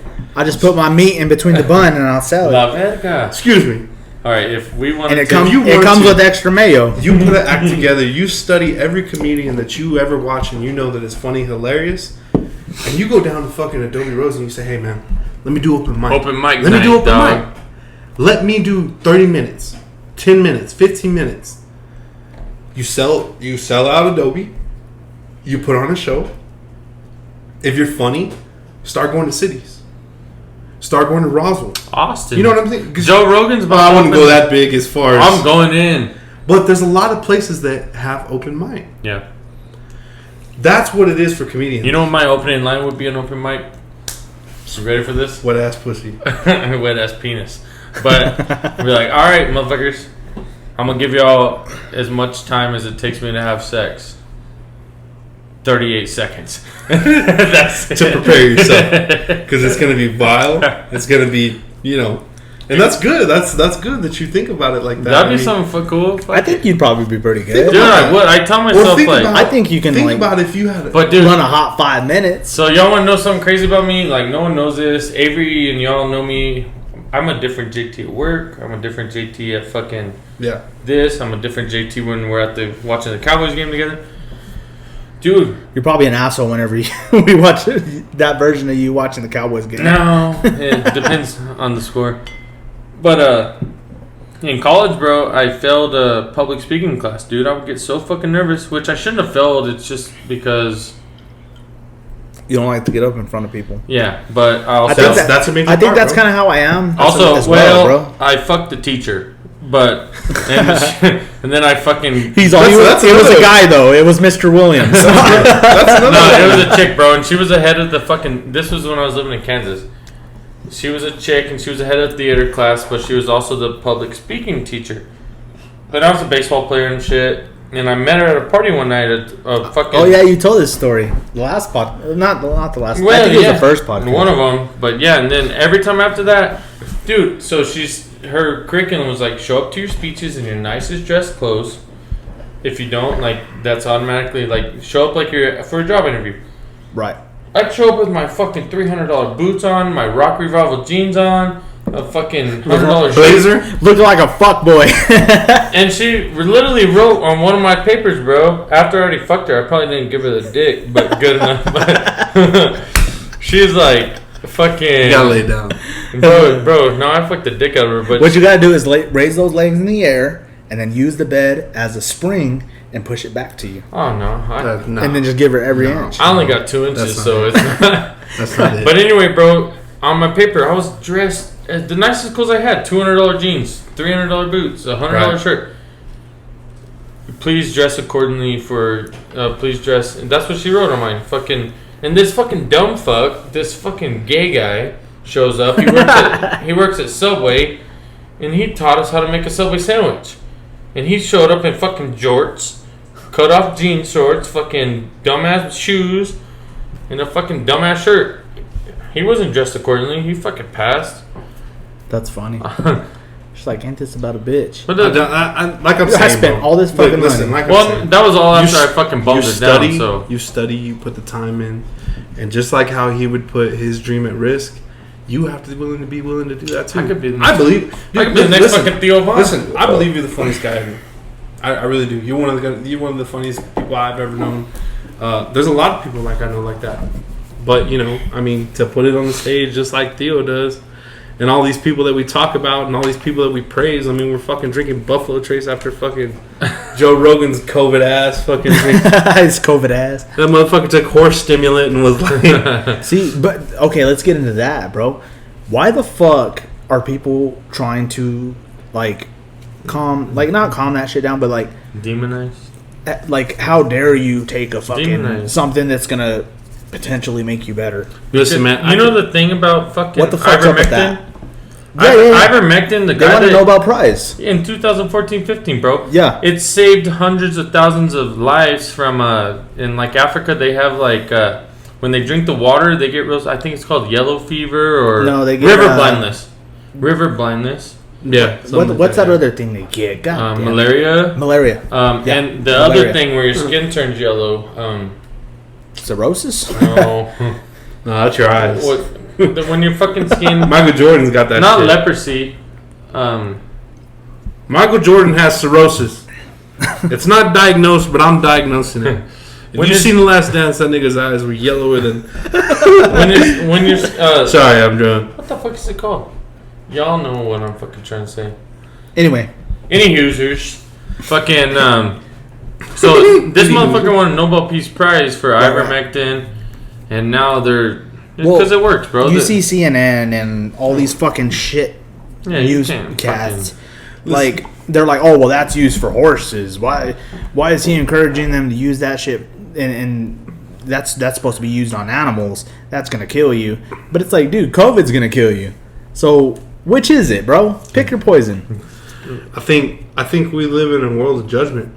I think we live in a world where you need to make your decision upon yourself and your household.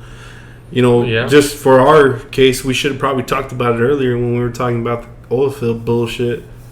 We have more than 100 employees in our own work. Way. Therefore, the Biden administration says that we're supposed to be vaccinated. they're And- mandating. Okay, that where do you stand on that, bro? Okay, let's say okay, ConocoPhillips, okay, they're all good and all that, but what happens whenever they're like, okay, you have so, everybody, You take the vaccine or you're gone. So what's going to happen? They're going to say, like the Border Patrol, I believe they said you have until November 1st to be fully vaccinated or you're out. So Conoco's, it's going to happen, bro. It's not when, it's not if, it's when. And that's when I'm like, let me go. Well, the thing is, bro, like, I think if enough people stand up, I think we'll be all right. Well, that's the thing. That's what it's going to take. Not with Conoco. They're the biggest company in the world. They'll just... Okay, let's say all of us, bro. All of us down there and over here. We're just like, fuck it. FYI, I'm not vaccinated. What? No, I'm not either. And I do believe in it, though. It's real. Well, one thing, yeah.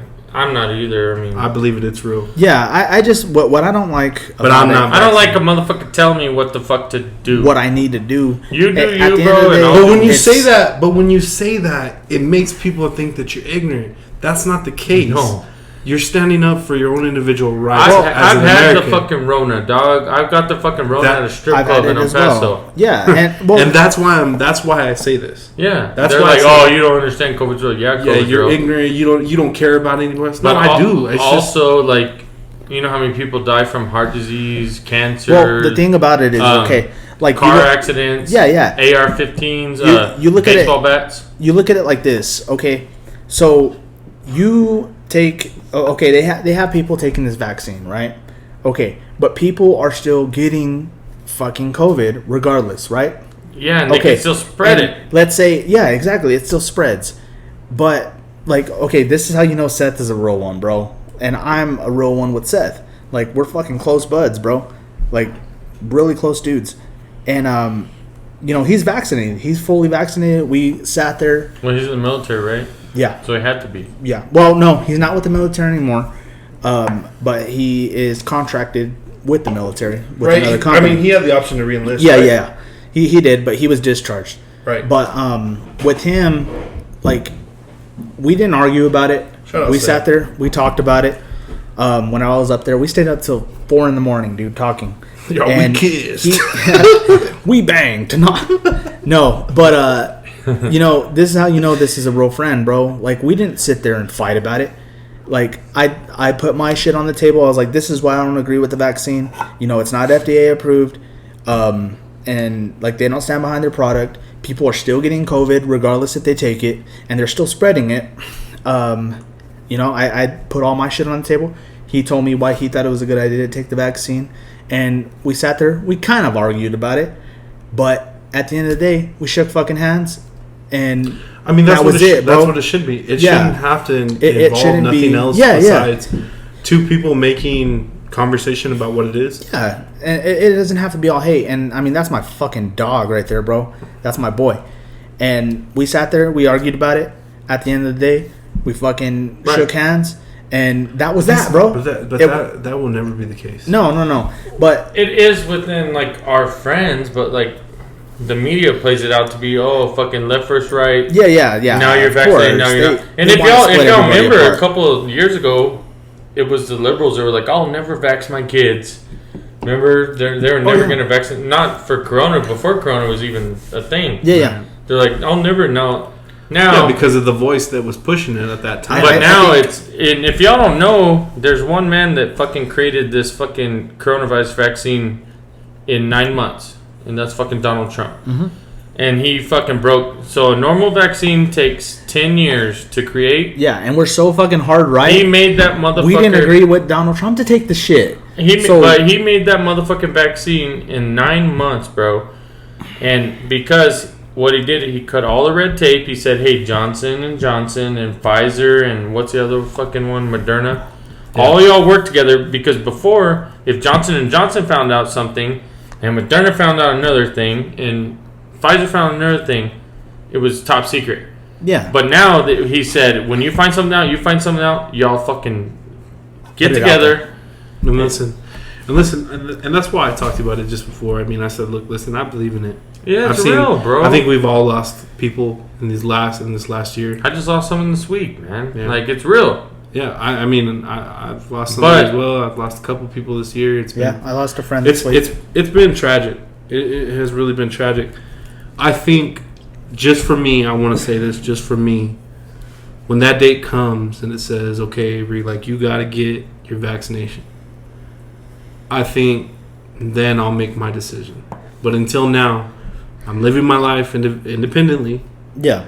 I understand this side, that side, but as of right now, I'm living my life exactly how I want to live it, and I totally regard everything that it comes with. Yeah, it's and real. If you're for it, that's cool. I don't care. Yeah, I'm not gonna fucking judge you. If you're gay, I don't care. I don't give a fuck. If you only dude. prefer to suck fucking Filipino dick, I don't care. Like, just don't fucking push your shit on me, bro. Like, yeah, for cool. sure. If you want to get vaccinated, fuck yeah, dude, great. Yeah. But my thing is they're saying like, oh well, it would have been a lot less worse if they wouldn't have taken the vaccine, even though they got COVID. It would have been a lot less worse. But the thing is like some people, I'm not saying all people, some people are dying with, getting the vaccine themselves, and they were healthy people before it, so they probably would have had a good chance of living if they just didn't get the vaccine and actually got COVID. There's a good chance that they would have been just fine. But there's healthy people that are taking this vaccine and they're getting fucked up from it. well, it's causing, like, I saw, like, heart enlargement, blood clots, all kinds of shit, dude. Well, also, like, I've already had it. Like, I caught it at fucking Dreams in El Paso literally a year ago at the whole enchilada last year. Yeah. And it was in El Paso because New Mexico was shut down. Me and homie took his kids to the fucking strip club for the first time, bro, and we fucking got down, man.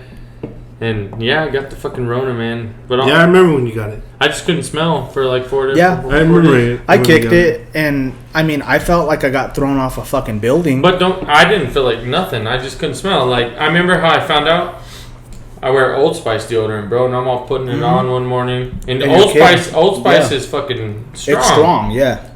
I fucking take a whiff of it, and then I can't smell this shit. I'm like, what the fuck? Yeah. And my 5-year-old daughter was right there. I'm like, hey, B, come smell this. It's like, Dad smells good.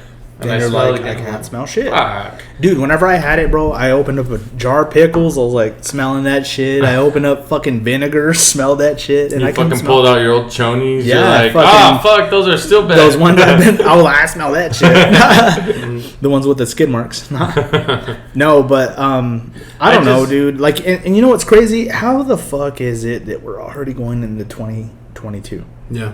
How crazy is it? And we're still dealing with it. We're in the twilight zone, bro. We're already about to be in a new year. Imagine 2020. It's been Do you 2 even remember years 2020? Almost.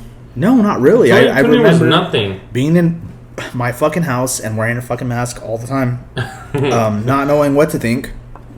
But I eventually did get it, and it sucked. Everyone's gonna get it, bro. I kicked it, but I think that there's a lot of people, passing away from the shit now because it's the new strain that's coming out. The Delta V. Yeah, the Delta, whatever the hell. But goddamn, like, I cannot stand when I go to the high school or something, man, and I see little kids and... Oh, dude, you know what's the worst that ever pissed me off? And if anyone ever fucking calls me on this, we can fucking meet up and talk about it.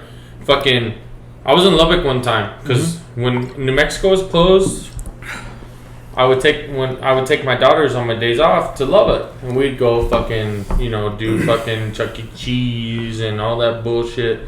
I'd play all the fucking games and win all the fucking toys. But one time, bro, I saw a lady, and she's walking in, and she has a face shield on. And as I can tell a football mask. No, as I can tell, she gets closer, bro. She has a mask on, and as she gets closer, she has 2 masks and a face shield. And she's holding a baby as she's walking in. So she has a face shield, a mask, and a mask. 2 masks, a face shield.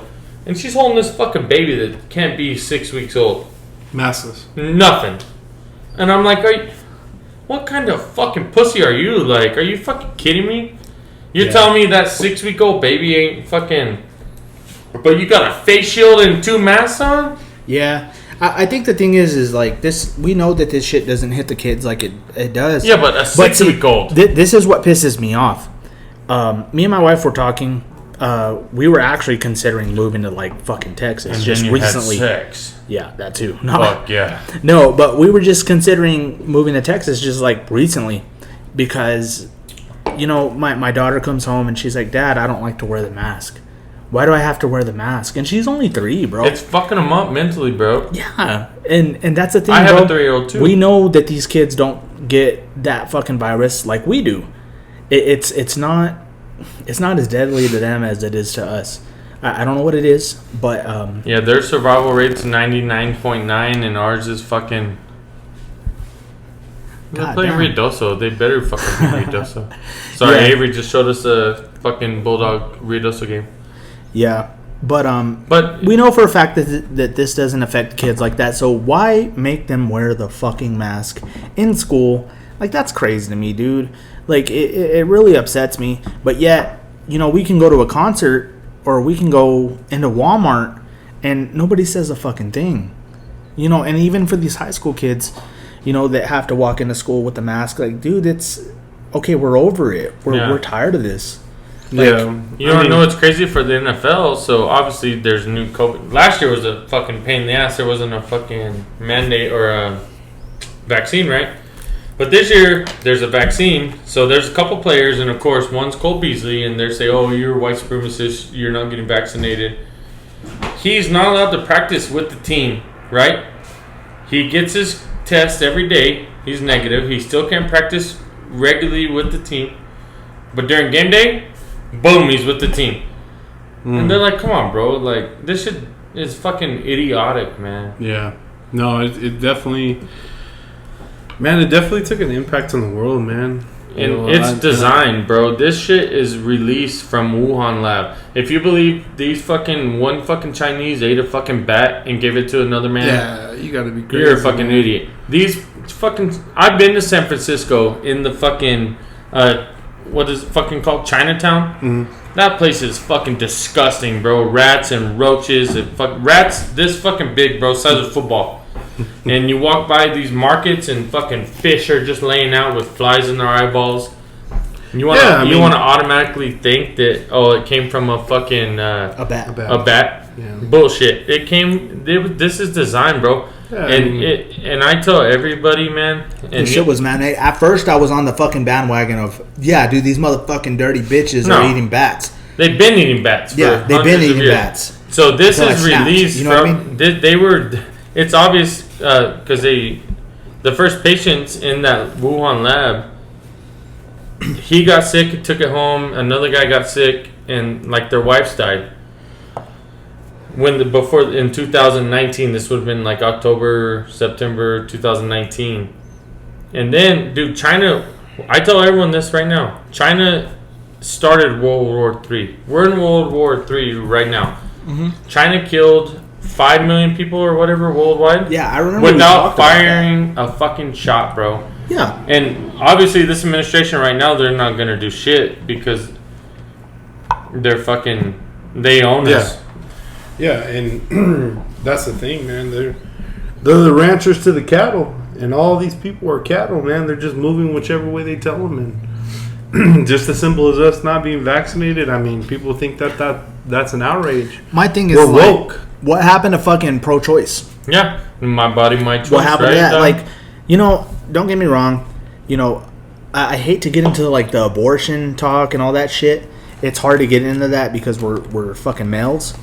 But my thing is like, if a chick was raped or anything like that, okay, don't, have your abortion, but have it early.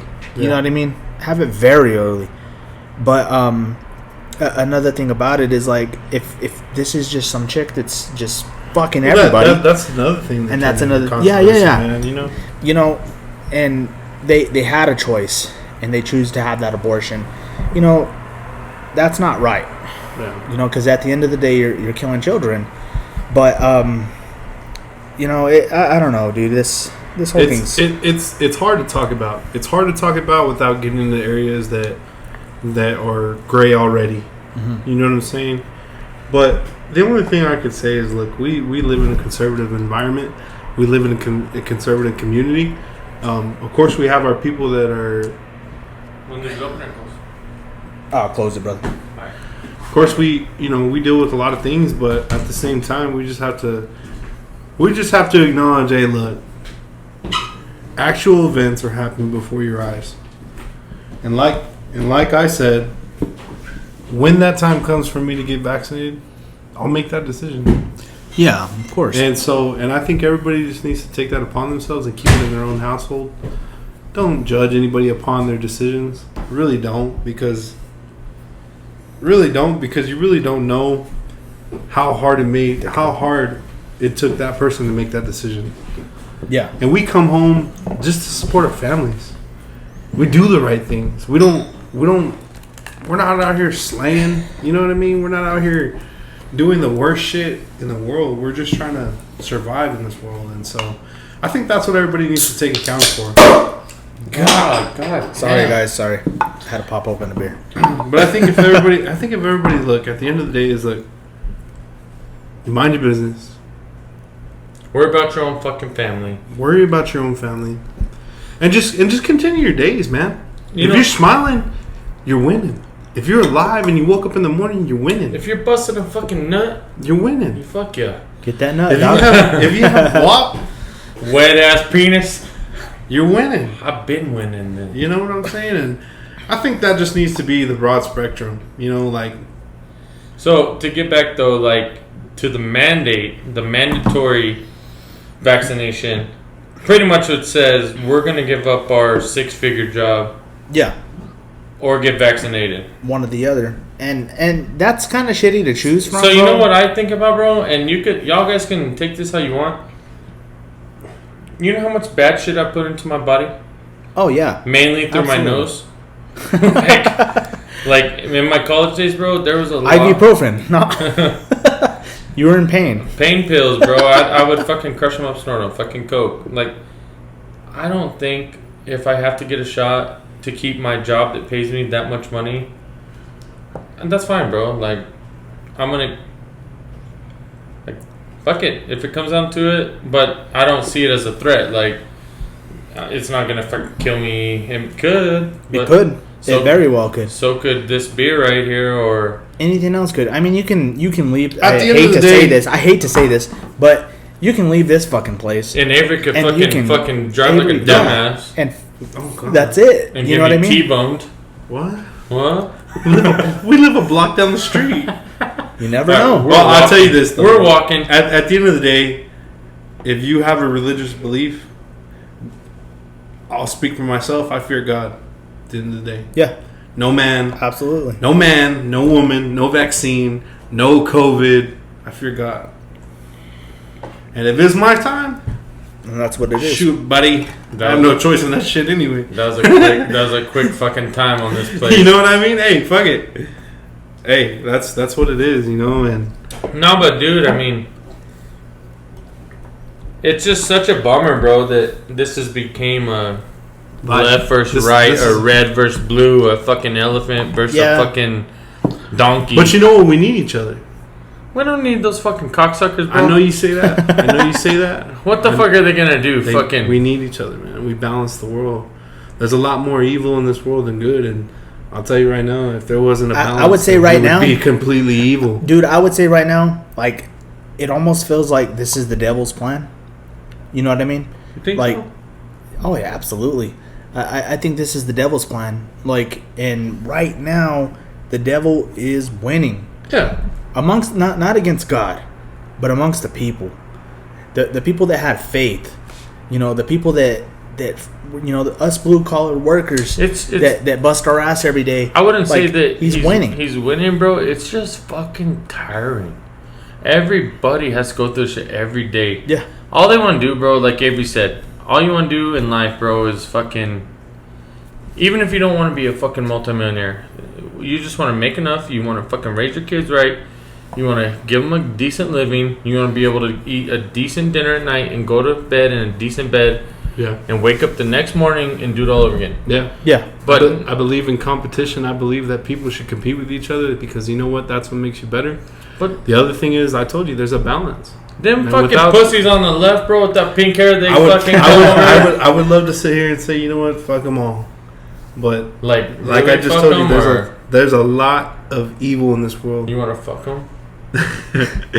And we need that. If that puts them in line, no. like with your penis. If every day was Christmas, what would Christmas be? What happens if they make you cum?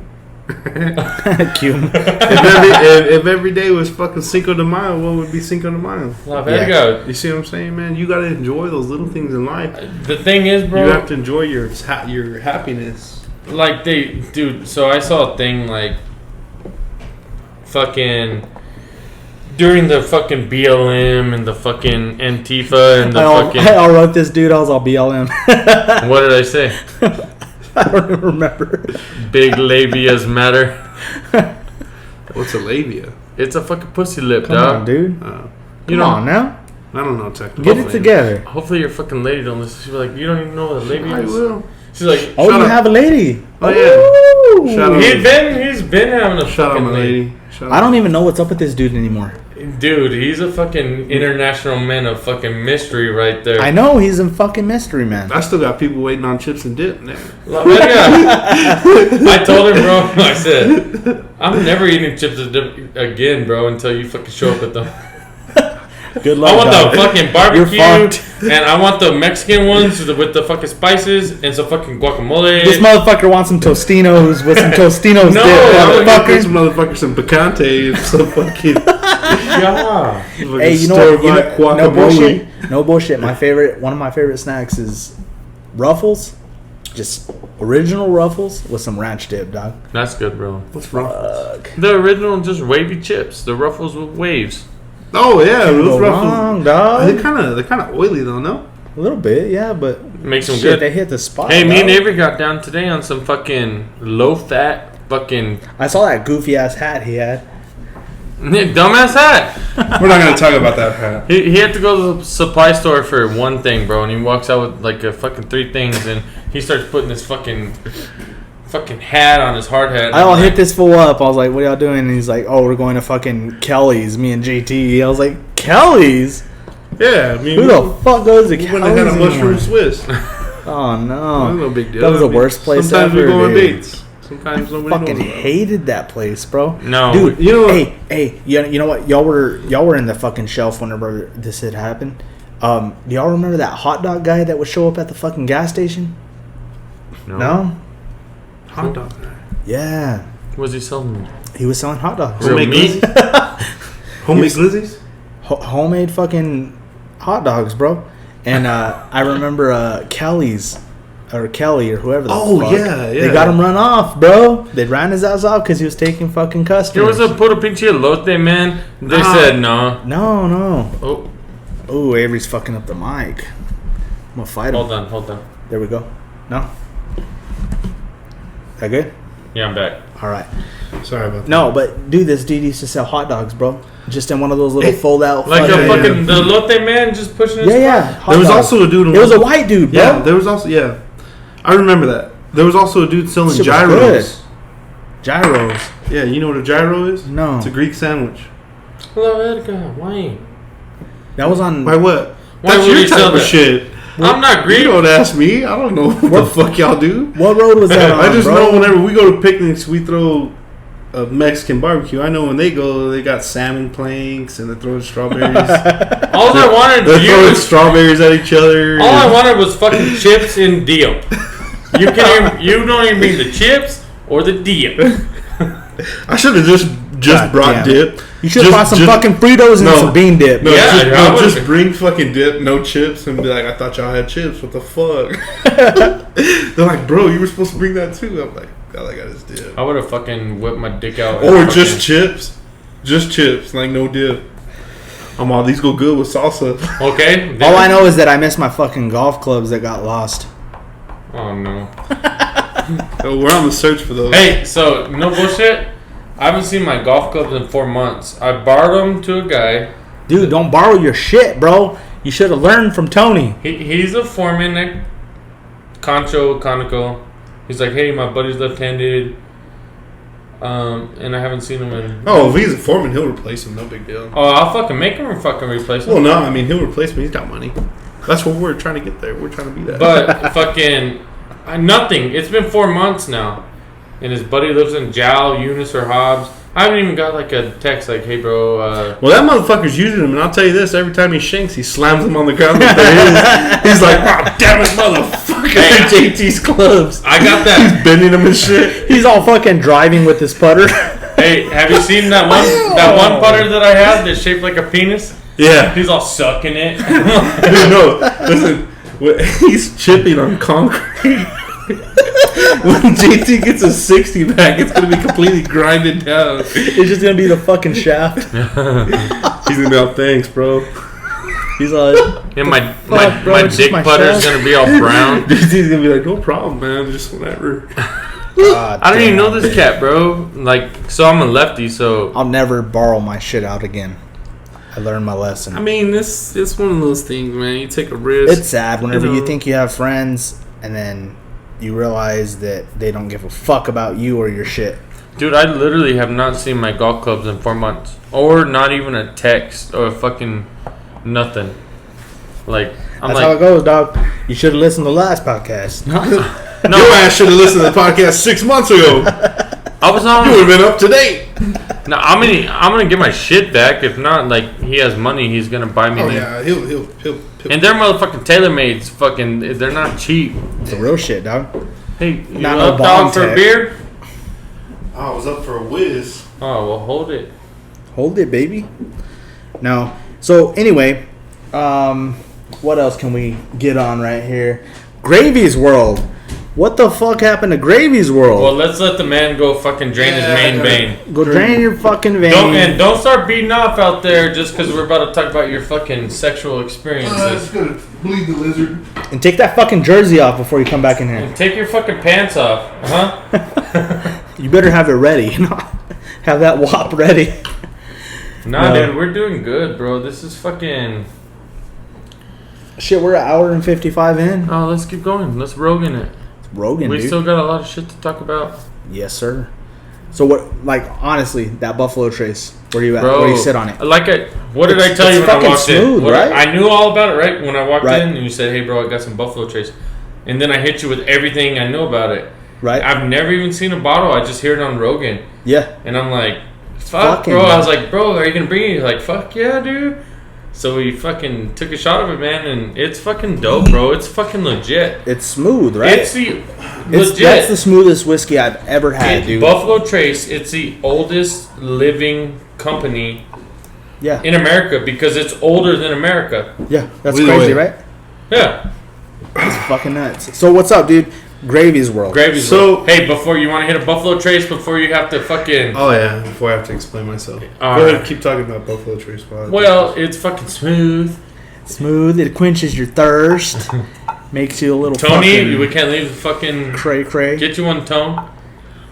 Can't leave Avery out, dog. You're on days off, motherfucker. Yeah. I am. All right. Anyway, so about my channel, I gotta get back.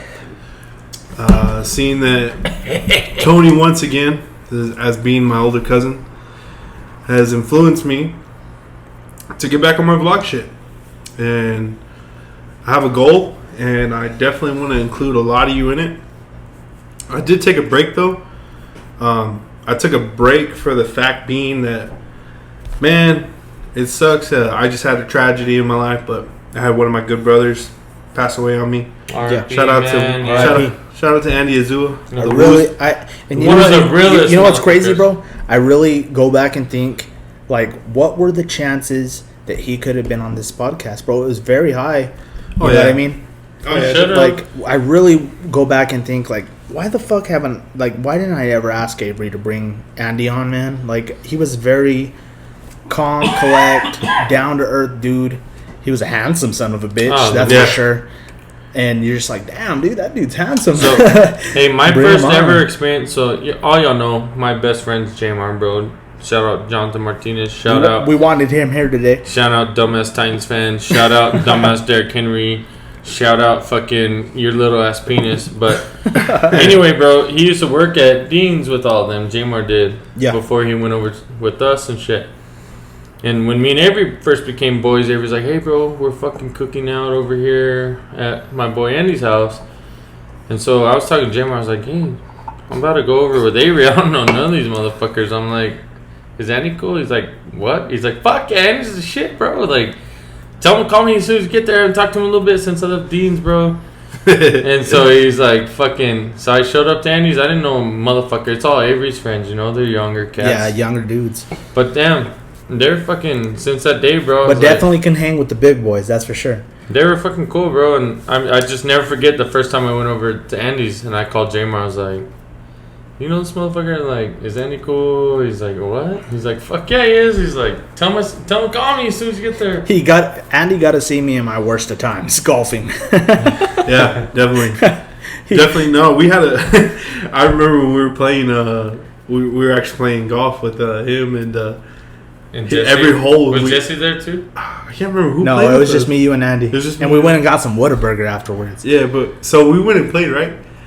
And Andy was telling me, he's like, damn, bro, your cousin gets heated. I was like, yeah, I know. He gets played every hole, motherfucker. Fuck, yeah. yeah. You know, every hole. So, bitch. you know, it was a good time, but yeah. Slamming my clubs in the floor and shit. Yeah, no, recently he just left us, so it kind of put a little hole in me. It kind of did a number on me, but I think it did a number on a lot of fucking the whole community, bro. It's just seeing someone like that, man, that we're at a young age too. You know, we're still young, like I said. You know, 25, 24, 25, basically. That's also, we can get back to like the Rona, bro. Everyone wants to be like, oh, coronavirus is real. Yeah, we fucking know it's real. Yeah, but life is real, bro. Yeah.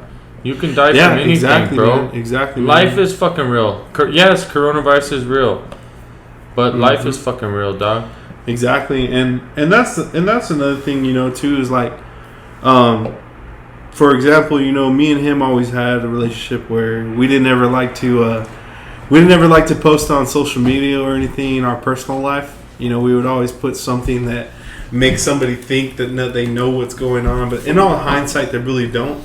Because our motto is like, why would you want to show somebody your weakness? Why would you post something that shows somebody your weakness? You know what I mean?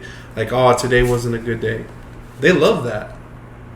They love to see that shit. Yeah. The same way that you look on your own social media accounts, everyone, when you see somebody have this and you see somebody have that, you start comparing yourself.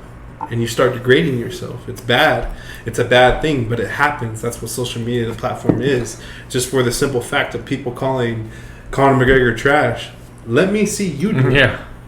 You know, I would have armbarred that guy. Let me see you calling trash to his face. Yeah, you know what I'm saying? So, hold on. Let me stop you right there. So, I think one of the biggest flaws in society that fucking has started all this fucking pussification of America. That's what I call it. We're in a pussification of America, bro. Is everyone social media? Yes. Everyone sits back on their iPhones, their Androids, their keyboard. Yeah. And if someone sees something, they're like, "Oh, fuck you, you fucking piece of shit." Right. Oh, and everything they say, and you know what? The biggest thing growing up, we used to hear, your questions matter, like your opinions matter. Right. Remember when we were kids? Yeah. Everyone used to always say, "There's no dumb questions." Right. Your opinions are really like. Yeah, you're the future. Your opinions matter. Right. Nowadays, these fucking dumbass motherfuckers, you could be 12, you could be fucking 30, living in your mom's basement, fucking, fuck you, fucking cocksucker. Let me catch you outside. Yeah. Like, let me see you in real life. 100%. Put the keyboard away, put the iPhone away. Exactly. That's what I'm saying about these fucking liberals, bro. They, they don't, every single thing they believe in doesn't stand for how we beat the fuck out of the fucking British redcoats.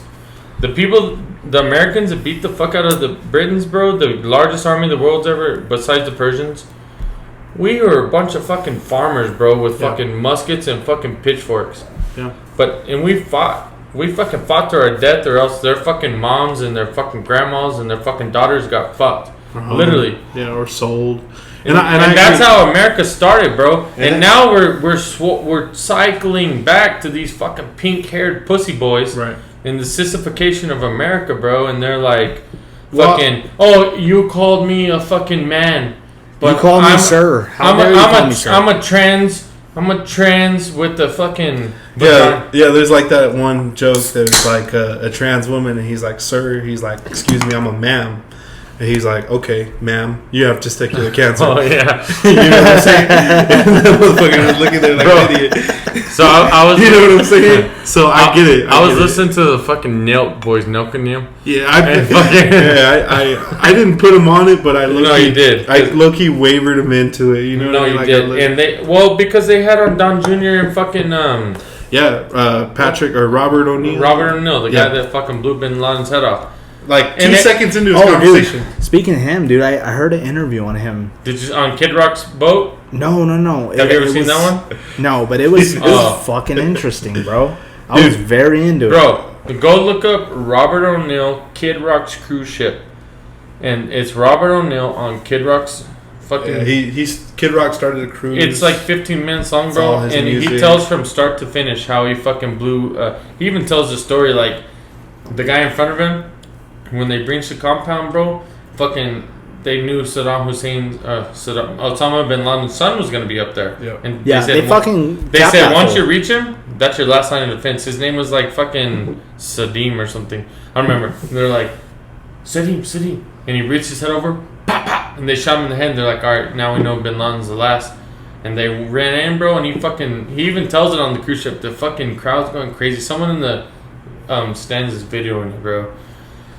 And he just fucking says, like, they walk in, and he's the two-man. The first man's a point man, which he's, like, taking all danger. The point man... It's all focused on him. The point man... And he turns right, or he turns left, and a lady runs at him. And so that was one of his wives or something. He thinks it's a suicide bomber. It's his wife, so he tackles her. And covers her. Thinking she's going to explode him. Boom. Boom. And so he turns right, and he's... 6 foot. He's second. And so he turns right, and he's from me to you, fucking a foot away. And he says, he reached up, pop, pop, pop, and just fucking blew his fucking brains out, bro. Two upper bodies and one lower body, and one mid. It's fucking interesting, bro. Well, no, so, I don't know if anybody knows the Nelk Boys. If they don't. Oh, yeah, with Don Jr. and Rob O'Neill. Yeah, the dudes from Canada. The Nelk Boys are fully conservative. They love Trump. I thought we were just talking about our boy Andy. We were, but I'm just saying this real quick. Hold up, before Avery told me, have you ever heard the Nelk Boys? I'm like, fuck those cocksuckers. Like, they're like Jackass, like 2.0. Like, I'm loyal to Steve-O and fucking all them boys. He's like, no, they're not like that no more. Yeah. So he put me on Nelk Boys, and the first one I ever heard was Don Jr., Donald Trump's son. Yeah. And Rob O'Neill, bro. They're Canadians, no? Yeah, they're Canadians. But they live in Cali now and Orange Beach or some shit. They're Americans, bro. They're Americans. Mm-hmm. But anyway, back to Andy, man. I'll finish the Robert O'Neill with the Nelk Boys. Okay, cool. So they do an interview with Donald Trump Jr. and Robert O'Neill, right? Right. And so, Donald Trump talks about all his bullshit and everything, all the stuff that he's talking about with the current America. So he spills all his guts out like he does on social media. Right. Then Robert O'Neill, he's like, and the Nelk Boys, all they do is party and prank. That's all they do is party and prank. And he's like, yeah, you guys, I don't know if you guys know me, but, I was part of the mission. Actually, he's like, I was the one that personally killed Osama bin Laden. Within 2 seconds of his conversation, bro. Oh, within two seconds of his conversation, he's like, yeah, I'm the one that personally killed Osama bin Laden. And they know that. And they obviously know, but, like, he's throwing it on the podcast. He's like, yeah, that's me, motherfucker. You think, for a second, somebody else that did all that shit in Afghanistan, or what was it, Taliban, or whatever, or Iraq, or whatever? Yeah, he was all over it, but they killed him in Pakistan. Oh, yeah, Pakistan. They just did that. Remember that bombing? Yeah. That bombing? Imagine if one of those motherfuckers was like, yeah, we planned that. Oh, we're on that. We're there. We're looking for you, and you. But Robert O'Neill goes on there, and Nelk Boys, party and pranksters. Yeah. It's like, oh, yeah, it was me. Yeah, that was me. I did that. How crazy is that? You see what I'm saying? So that's why I was telling JT about it. And he had like, what was it, 20 million on his head to this day. Oh yeah, 20 or 50, 20 or 40 million. Oh yeah, because he was the guy that took out He's the guy that killed their fucking all-time fucking beloved motherfucker. Let me ask you this: why is it that they buried him at sea? It's called like so he doesn't have like a it's a specific name. From my understanding, It's because he doesn't have a fucking homeland to call his. Yeah, my understanding was that they buried him at sea because they didn't want people to worship him. Yeah, and also because it's, like I said, that also, but there's we can look it up. That boy shark shit now. That boy smell like 8 cans of shark shit. But then also you got the people that are like, oh, they dumped a fake body in the fucking ocean. Yeah, you always got those conspiracies. You're gonna have everything, bro. But, you're gonna have everything. No, but listen, like, it's I think only they like should've- 15 minutes, bro. They should have brought that motherfucker down to the U.S. and buried him here. You want him it's here? like a You trophy. want him on soil? Buried him fucking this cemetery over here. Yeah, Artesia. Next to my grandpa Paul. next to the dumpsters. I don't want him on U.S. soil, bro. Next to but the look, fucking listen. Hey, dumpsters. shout out to all the people serving. Shout out to all the people that defend our country. You Yeah, guys already know Yeah, that. absolutely. Hell, imagine just Osama bin Laden's grave out there at the fucking what's that cemetery Hermosa called? Cemetery. And everyone just goes out there and fucking pisses on Yeah, it. that's what I'm saying. That's what I'm saying. That's what would be cool. Hey, You know what I was saying during all this Taliban and everything and all this stuff that has been going on. I said, look, guys. It takes a special kind of person to defend our country, and I commend everybody that does it. yeah, man. But if there was ever a draft and they selected Avery, I'm shooting my shit hard. I'm throwing nades. I'm throwing shit I'm not supposed to. Well, I just want everybody to know that. And look, I'm not afraid. Look, I know I'm Mexican American, but you know what? I'm American at the end of the day. I'm thankful to be here. I'm grateful to be here. We have a lot of benefits. We have a beautiful life. Even if you're struggling right now, you have a beautiful life because there's people that really don't. They really don't. And so for me, that's why I tell people all the time, draft me. I'm gonna shoot my shit. I may not make the mile in time. Shit, I'm shooting. I'll be all my shit. I'll be ding. So after I went to take a whiz, what were we talking about? We were talking about Andy. Andy, bro. Back to we'll loop back around. So back to Andy. He got to see me in my worst parts. He's probably like, "What the fuck's wrong with this guy?" Definitely, man. I mean, no, you know what? You know what I got from Andy, bro. You know what I really, thought about him. The first time I met him, I was like, dude, this dude, like, he's a handsome dude, bro. Like, That's he what I thought probably too, bro. gets all the bitches. You know what I mean? I did too. I was like, And I wanted to fuck him. yeah, absolutely. No, but what I learned from him was, like, even though he is the best looking dude in the room, like, this motherfucker made you feel equal. He did, bro. You know what I mean? That's what I had got from Andy from the short time that I got to know him. Just because of Avery. Like, even though he was, the best looking dude in the room, he was handsome son of a bitch, bro. But just because of that, like, he made you feel equal. Bro, he could have took every single girl that showed up to his fucking house. Sorry. And lined them up at the room and said, like, you're number one. Yeah, You're yeah. number two. Y'all can all come in. All 12 of y'all come in. But he's like, but you gotta fuck my homie first. No. Yeah, and his birthday just passed. It was the 27th, and Happy birthday, Andy. shit, yeah, happy birthday, buddy. And the thing is like a lot of people don't understand why we call him Woozy. So the reason why we call him Woozy F baby. yeah, Woozy F baby, because listen, Lil Wayne has the same birthday as him. And his name is Wheezy F baby. Woozy. So we call him Woozy because he's not it, but he loves music. He loves to do all that stuff, and so a lot of people never knew that real reason why we ever called him Woozy is because that's the reason why. They got the same birthday. Yeah, and we came up with another name from before. We used to call him some other fucking crazy name when we were kids, and he used to hate it.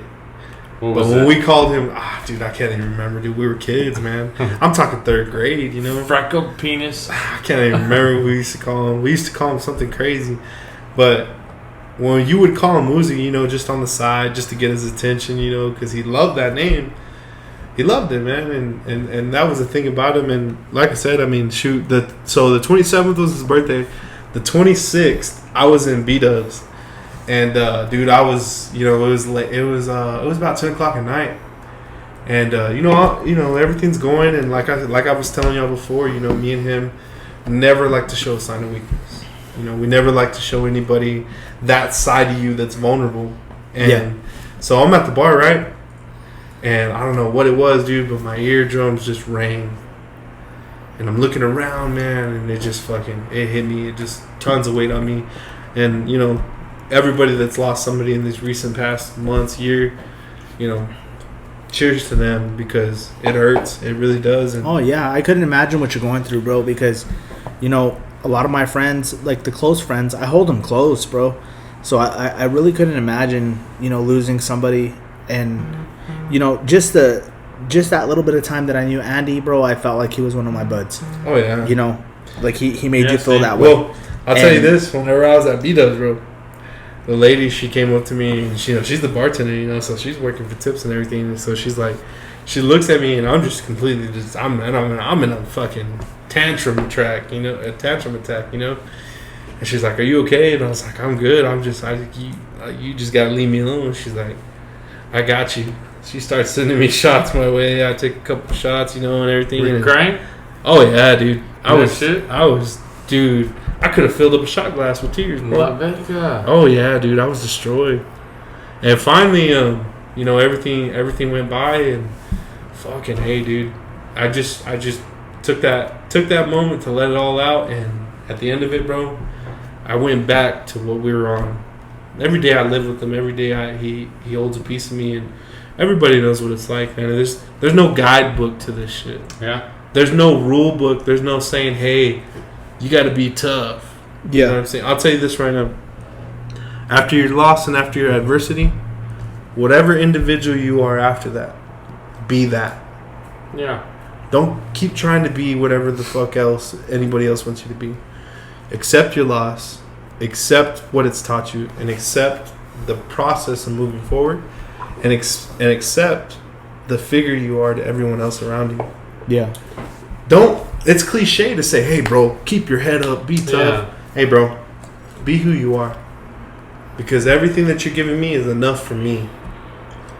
You know what I'm saying? And so that's what people just have to understand. And I think that this whole thing has taught me that, Yeah. So like, absolutely, whatever version of you are, I love it, and I appreciate it, and that's just one of the main things that happened around me. And so I guess in an overall fucking loop, Gravy World coming fucking back. Yeah, boy. And it's gonna be a lot of shit. I actually got some news for you coming up after this. Nothing crazy like that, but he's like getting a sex transplant. Nah. Some event shit for you too, and I'm gonna send it out to a couple people, and we're gonna start vlogging around that time. So yeah, dude, I really think you need to come back with it, like, cause it's interesting, it's fun, it's cool. Yeah, but the thing is, it was cool and quick. What I think about it is, not every video has to be a party. Mm-hmm. You know what I mean? Mm-hmm. I like when they're just cruising in the cars, bro. And I've been in Gravy's World, bro. I was in Gravy's World when I was in fucking Andy's studio. Yeah. But when they're even just cruising in the car and they're like, "Oh fuck," and you're like, I think my favorite video was with him and Gino, and whenever Gino was like taking a shit in the pasture. Yeah. I think that was probably my favorite video. But no, dude, you need to come back with it. Like, just like I needed to come back with this. Yeah. Like, I miss this. Like, this is my vent, to my life. To be able to speak to whoever the hell is listening. Even though we only have fucking 90 viewers, whatever. But, Fuck it. this is... this. We love every one of you. Yeah, this brings me at peace. And I catch myself... You know what really brought me back to this was... I just happened to look back on my channel, and I picked some of the videos that I was, most interested in. Can I say this real quick? To it. Yeah. More people need to hit this guy up, which is Tony. Yeah, fuck and just ask him, be like, "Hey, bro, let me get on. Let me get on. Let me and just come vent. Let me bring a fucking 12-pack and let's fucking talk, dog. Yeah. Let me bring another bottle of Buffalo Trace. Yeah, bring another bottle because that shit's hard to find. And butt chug it. Shit. Too far? Well, we're about to fucking finish this bottle, Tony. I don't know. You're off tomorrow, dog. I need some for later. Why? What are you doing? My brother bought me that. why don't you just kiss him then? Oh, no, but no, I'll anyway, aside, but no, dude, hit this guy up more, man. I'm sure he's open. He's open for ideas. He's open for new shit. He's open for. I mean, don't get me wrong. I don't want any Joe Schmo on here, But at the end of the day, like, dude, this is what I vent to, bro. Like, this is my vent. This is what keeps me sane. I think if Joe Schmo on here, if he was be like, no, I don't agree with you, I think you would be like, why? Let's get a liberal on here, the pink-haired pussy boy. Yeah, think about that, man. We'd probably fucking fight at the end of the thing. Joe Rogan's got some libbies. Shit. No, all bullshit. But it's your platform, man. You condone it how you want. This is my escape, bro. Like, it really is. That's kind of why I got back to it. You could be out there at the fucking Pink Slipper, fucking jumping dimes on them bitches, but you really be here, fucking with talking me and Avery. Like this is the thing, bro. Is like this is my time, to talk with my buds, and kind of let everybody else in on the conversation. You know what I mean? Like, this makes me feel sane. Hey, when this fucking thing drops, a lot of people don't know you're about to drop this shit. Yeah. When this shit comes back, bro, you're gonna fucking. I hope so. I hope people see it and hear it and I just and enjoy it. You know what I mean? I want you to capture that motivation that you had from the beginning. Yeah. And I know the consistency's hard, and I'm gonna try it again too. Oh yeah, consistency's hard, bro, because you get caught up with your life. You know what I mean? Like, I have kids. I have a wife who I love very much, and I don't like to take any time from them. And a lot of the time it hurts. It hurts me. Me too, bro. You also need your time. Yeah, exactly, absolutely. And it hurts me, bro, because a lot of my family has been like, "Why haven't you been around? How come you don't come around anymore?" And it's like, dude, I'm so caught up with everything else. Like, I'm caught up with my number one loves now. Like, y'all are now my number two. Yeah. So you kind of gotta have to deal with that. That's the thing about it. It kind of hurts. It hurts my feelings, but.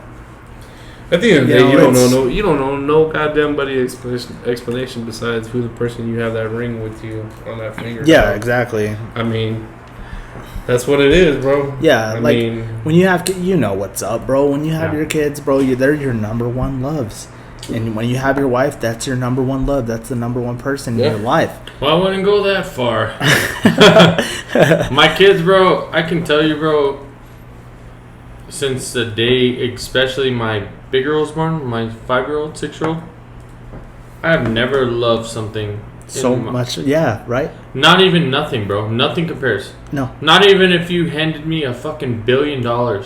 Yeah. You could hand me $1 billion. They don't touch that. Or you can hand me my fucking girl. And it doesn't even fucking compare, bro. It's crazy. No, it's nuts, bro. It is such a cliche to be like, oh, well, wait till you have kids. And yeah, it is a cliche, but it's absolutely fucking right. It's absolutely true, bro, because, I look at my kids, bro, and I'm like, oh my God, they're little mini-me's. Yeah. And like that is my blood. That is a person that I produced. And now they're right in front of your eyes. You know what I mean? It's just so weird to me. But a lot of people can't really understand. I feel so bad, bro. Like that little boy in Carlsbad, bro. Did you hear about that? Oh my God. Fucking. Yes. It makes me want to throw up. What happened?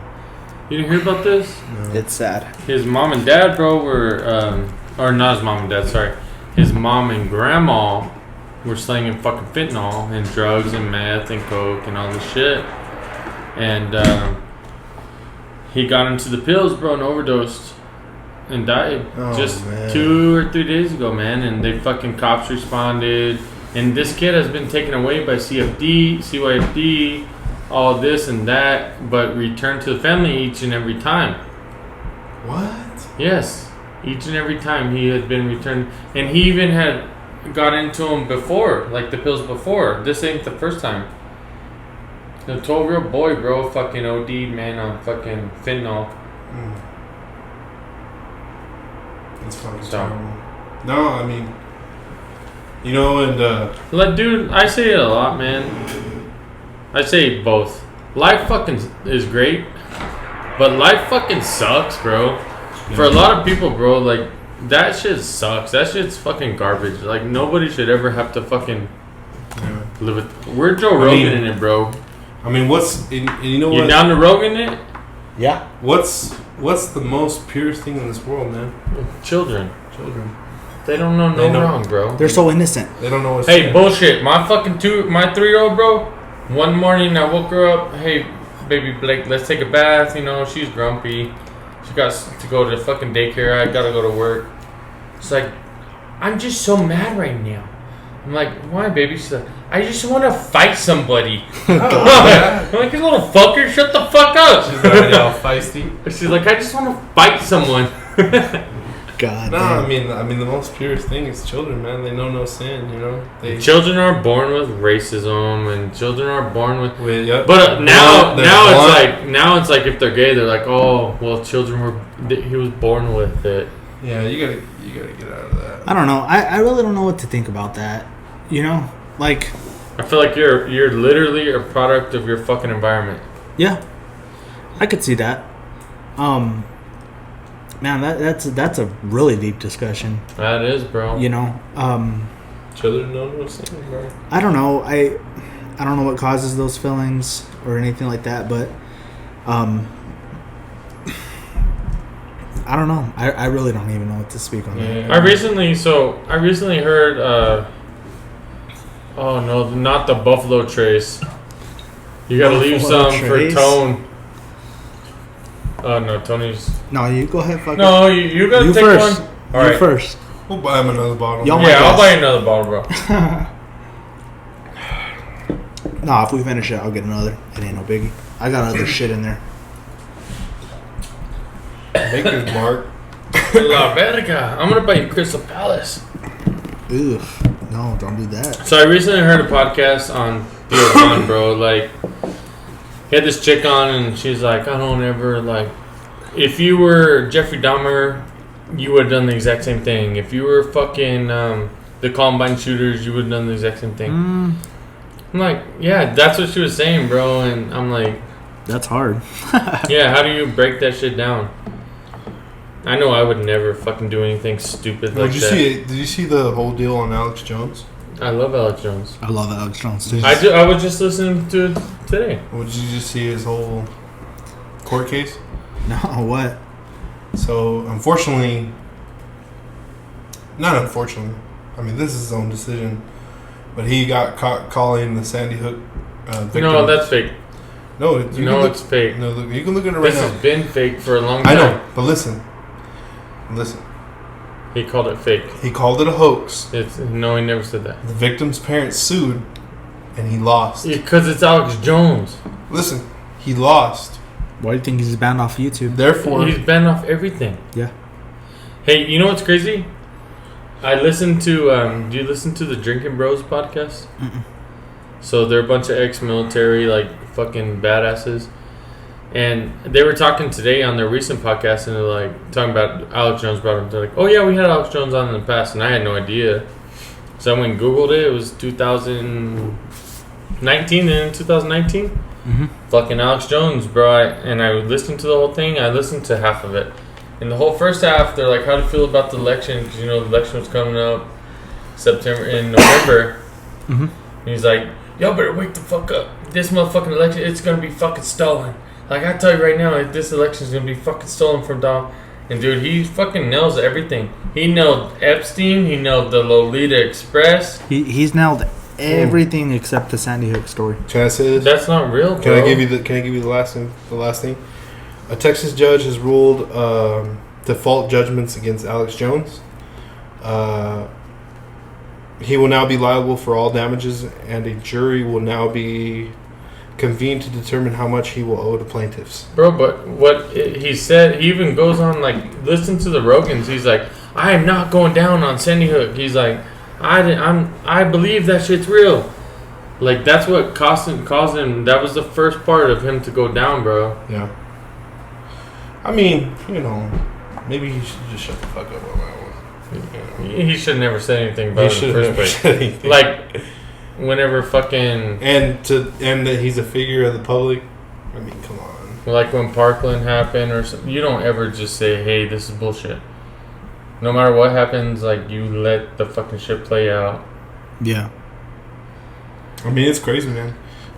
You know, and you know what's crazy is actually whenever we were younger, we had no name dropping or nothing, but we had an No, fuck it, drop them. But we had an individual in our school that had a list. Were you on it? No. See, I never had to do anything like that. It's like that motherfucker on. We had a is it Happy Gilmore? Yeah. Oh. No, it's Billy Madison. Billy Madison, yeah. No, but we had an individual in the school where he made a list and he had attempted to go to school that day. Luckily, that he was he got ratted on and by his peers that he had told not to show up that day. Drop his name, bro. Nah. Is he still here, bro? I don't know. I don't know. No, don't drop his name. You're gonna end up on that list. I wouldn't drop his name, but they did catch him. He did have all the equipment to do What type of shit did he have? A dildo. He had a sawed off 12 gauge. Really? God damn. I think they didn't find no cartridges though. I bet you, but if his next destination was to get cartridges. Cartridges? I mean cartridges. Cartilage like my shoulder? Cartilages. Cartilage like my ear? Cartridges, yeah.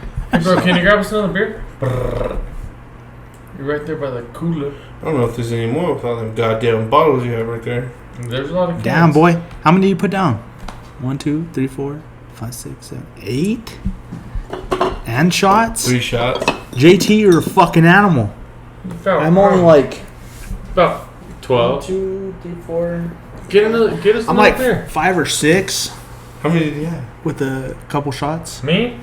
But anyway. 1, 2, 3, 4, 5, 6, 7, I can't keep up 8, with Well, this you know, guy. I don't know if you just watched. Did you watch the Dan Bilzerian podcast? No, I want to. You know that. Okay, so I'll fucking. He's talking about fucking. I'll spoil it for you. Fucking So pussy. he was actually with. Yeah, he's talking about pussy and shit. But he was actually with some relatives that were during that country concert that was going on in Vegas. And Is it that one that got shot at? Yeah. he was there. Oh, wow. And he had found a stray police car. Yeah. And Really? Yeah, down Balzerian, he fucking found a stray police car and he was straight reaching for the back to find a shotgun to try and, to stop the situation. What the fuck's he gonna do at that distance? Yeah, where you gonna But listen, that distance is way too far. They didn't know that at the time. You're in there.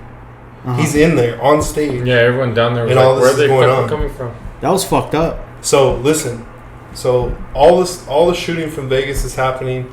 They stop the music. They realize what's going on. Everybody starts scattering. Dan Bilzerian finds a stray police car. He tries to pull a shotgun.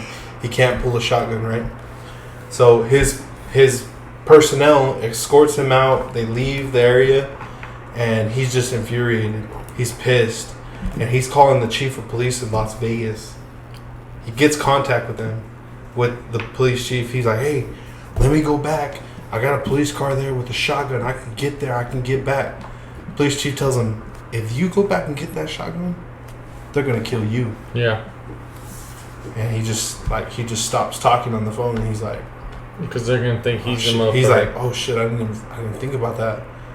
He's all like, "Thank God I didn't go and get it." But they're showing that the 13th floor or whatever floor is getting shot from. But he has a video where it looks like the 8th is being shot as well. And he even says, he's all, "I don't know if it was a conspiracy, but I have a video y'all can all look at." He's all, but Didn't he get big on like poker or something like that? That's how he got big. oh dude, he's He left college and fucking took like his 20 grand to Vegas and fucking. he put his fucking big dogs on display and he hit. Huh. That's weird. Grab his beer. Right? Well, fucking A, dude. I mean, that's what happened, right? I think we can keep drinking, but Let's close out this podcast, man. yeah, Well, I think we can close let's it out. finish up with. What else you You want? got some Howler here? Some what? Yeah, motherfucker. I got some Howler in there. I got some There's no more beers. Proper. Damn, we finished all those beers?